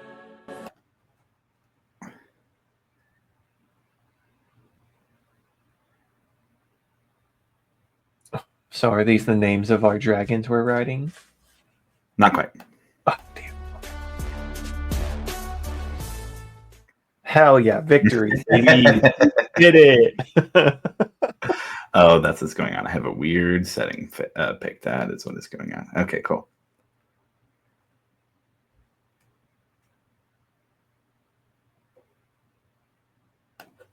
All right, you guys are now riding spirit dragons gifted to you by Bahamut, the Platinum Dragon himself. What are you guys doing? Racing. Flying through the air racing? Yeah, absolutely. Let's roll some dice about it. Who's trying to race? Hell yeah, why not? Okay. But I you can't do definitely a barrel roll. Not racing this dragon. Okay, we got two of you then. We got Angus and Milo. I feel like it's World of Warcraft. All right, just Angus and Milo then. Yeah, so each of you, let's see here. Both of you roll me 2d20s and tell me both results. Oh god, he's gonna beat me. My D20 rolls are shit today. I am going to beat you. 36. What's the each result individually? 17 and 19. Oh wait, you Okay. said 2d20. Yeah, you're definitely gonna beat me. I got a 13. Those are the best And a rolls I've done all day. Ooh, yeah, that's not super great. And Milo takes a quick lead over Angus. Yeah, Milo's having done plenty of flying, even flying from dragons throughout his time. And Exandria takes a quick lead. Same thing. Tell me each result. All right. Got a 2 and a 20. Oh, okay. All right. That's a little weird, but good. Right, the right wing is going like hammer in. But the left is just I got kinda it. flop. 18 and a 9. 18 and a 9. Okay, Angus makes up a little bit of ground, but Milo's still ahead by a good bit. We go into the final round, roll 3 this time, and give me each individual result. 14, 18, and 9. 14, 18, 9. Ready. Okay, yeah. 16, 13, 15. Damn. This is close. This is close, right? It's super close. Yeah, it is super close. Back off. Cool. It's close enough that it's going to come down to it. You guys, Alvor catches, or Angus, I should say, gets very close to Mile, close enough that it's a dead heat. Roll Z100. Both of you. E100. Okay. 34. 61. 61.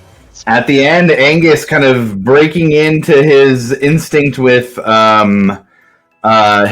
Moorbounder is able to take the lead at the end and crosses the setup finish line just before Milo. No. Turns around like Dom Toretto. Milo like drops to his knees. I'm never gonna mentally recover from this. These things are fucking awesome. You guys now look over this primordial Exandria and see now this large mountain standing up, or at least something standing with the mountain on its back. And off in the distance, maybe 100 miles, is all rock. This large primordial creature just moving towards it. You see the large mountain pick up what is like a giant redwood tree and just pulls it out of the ground and just throws it through the air like a giant spear and just crashes against the big giant rock titan, and it's enough to knock it off balance and just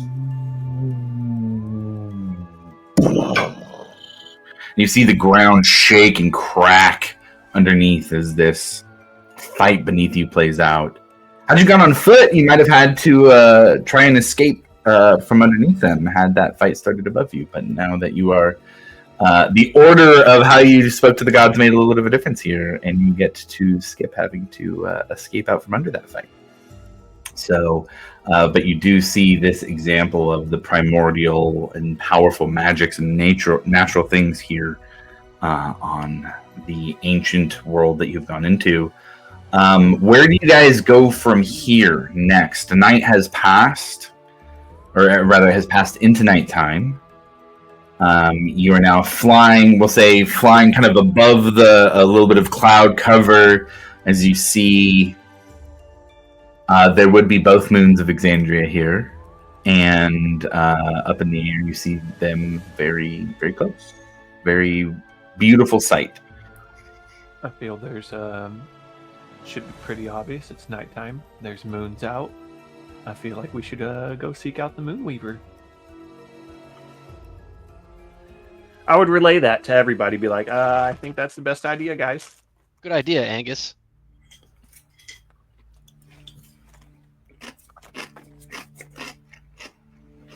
Varric, we get to go see your mom. I'm thinking, yeah, Varric, I wanna kind of stand behind you if you're gonna. Yeah. Yep. You lead the way this time. While we're flying, do I see any sort of like glades or anything like that? Roll perception. Yeah, roll perception check.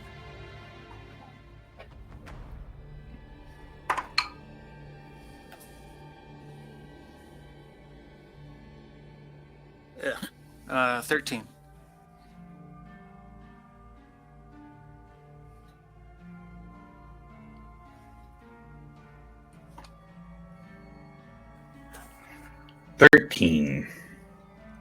Not right away. If you fly into the night for about an hour, it's easy enough to find a open kind of meadowy glade area. Okay, I'll find a spot where the moon is kind of coming down perfectly as best it can, and then I will attempt to commune again. Yeah, absolutely. What do you say? I'm trying to remember exactly what she said earlier.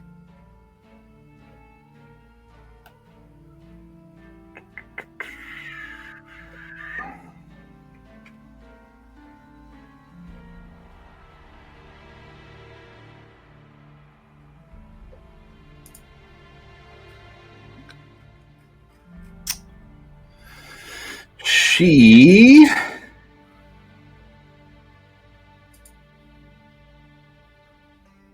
I'll say at the very least she would say something new to you here too if you don't have anything specific. But I have that on a separate page from where we're at now, so I don't have that specifically right in front of me. But she basically said, "Come find me in moonlight." Yeah. So.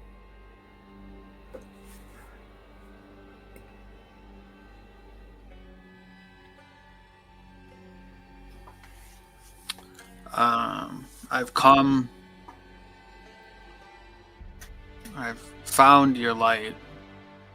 I'm hoping to also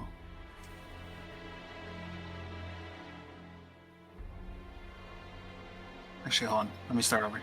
Yeah. Big moment for Varric. I get it. More time magic.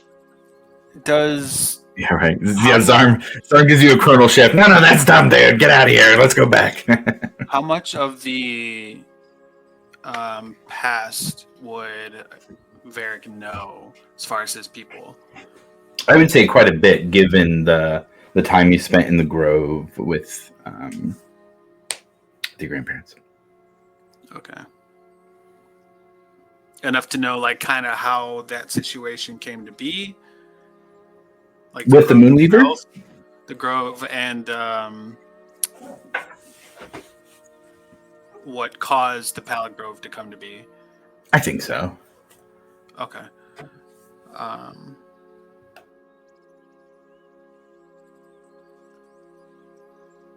There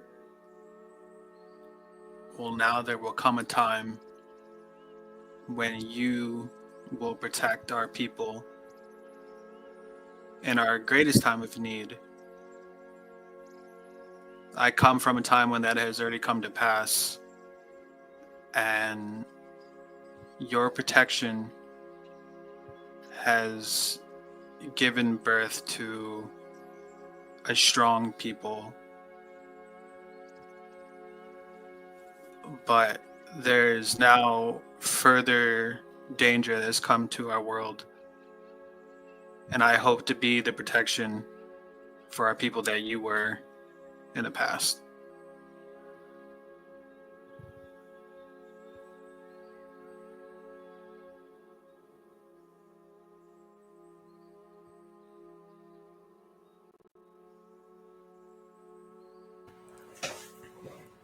She says,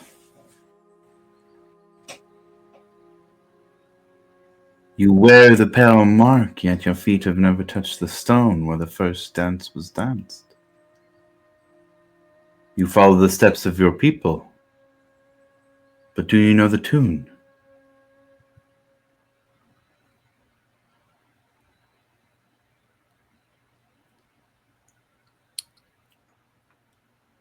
I do not.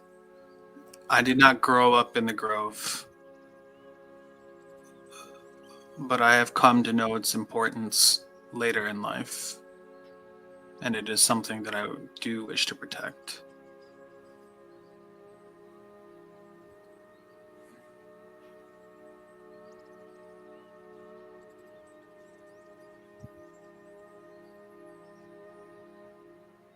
And what aid can I give you in protecting the grove, now or in the future?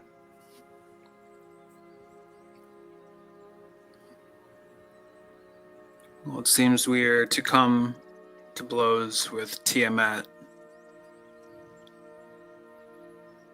And we've been seeking vestiges to help fight against her.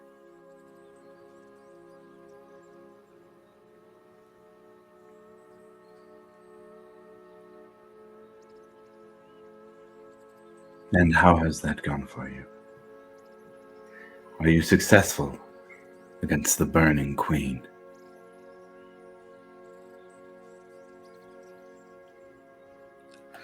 Against her champion.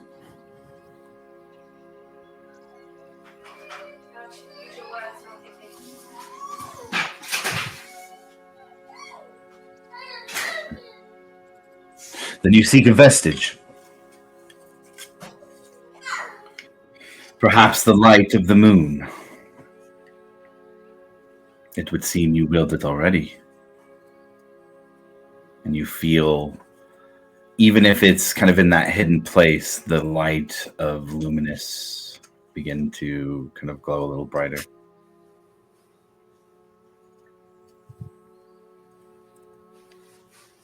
You carry weapons already. The light reveals, but it can also deceive.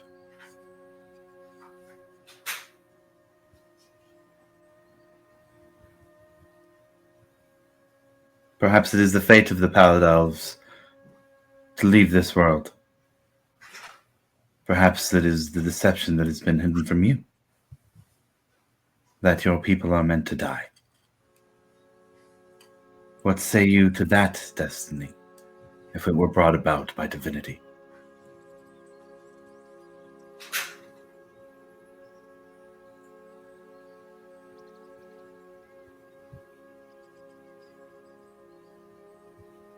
Well, then I would fight against it. For they deserve a chance to live. And what if you had to hunt the shadows themselves to do it? Would you join in on that hunt? I would, wielding the moonlight. Would your compatriots hunt with you?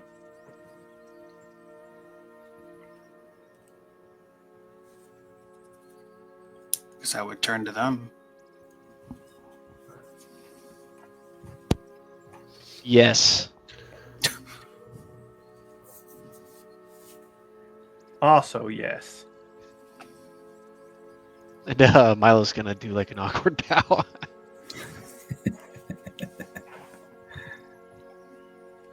I would as well.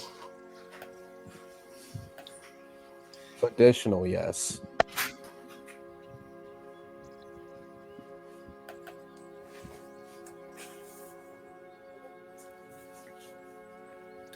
Then she says, then a hunt shall prove your worth and resolve. A hunt of the shadows. So that the moonlight may rid us of their darkness. Are you ready now? I am. Then let the hunt begin. And you see her form fall, almost as if it was collapsed. That whatever is left of the moonlight falls in dust over the ground, and shadows out of the ground itself seem to pour out and towards all of you. And as these shadows move forward, they seem to absorb any light around them. The moonlight itself seems to be pulled in and away, making it dark. Darker than you expected. Darker maybe even than you're able to see in. And I think that's where we will pick up our next session. Starting the Hunt of the Shadows. So, thank you to anybody tuning in or watching the VOD afterwards. We'll be back in 2 weeks to continue back here in Primordial Exandria. And yeah, thank you for watching. We'll catch you for the next one. Let me actually click end stream this time.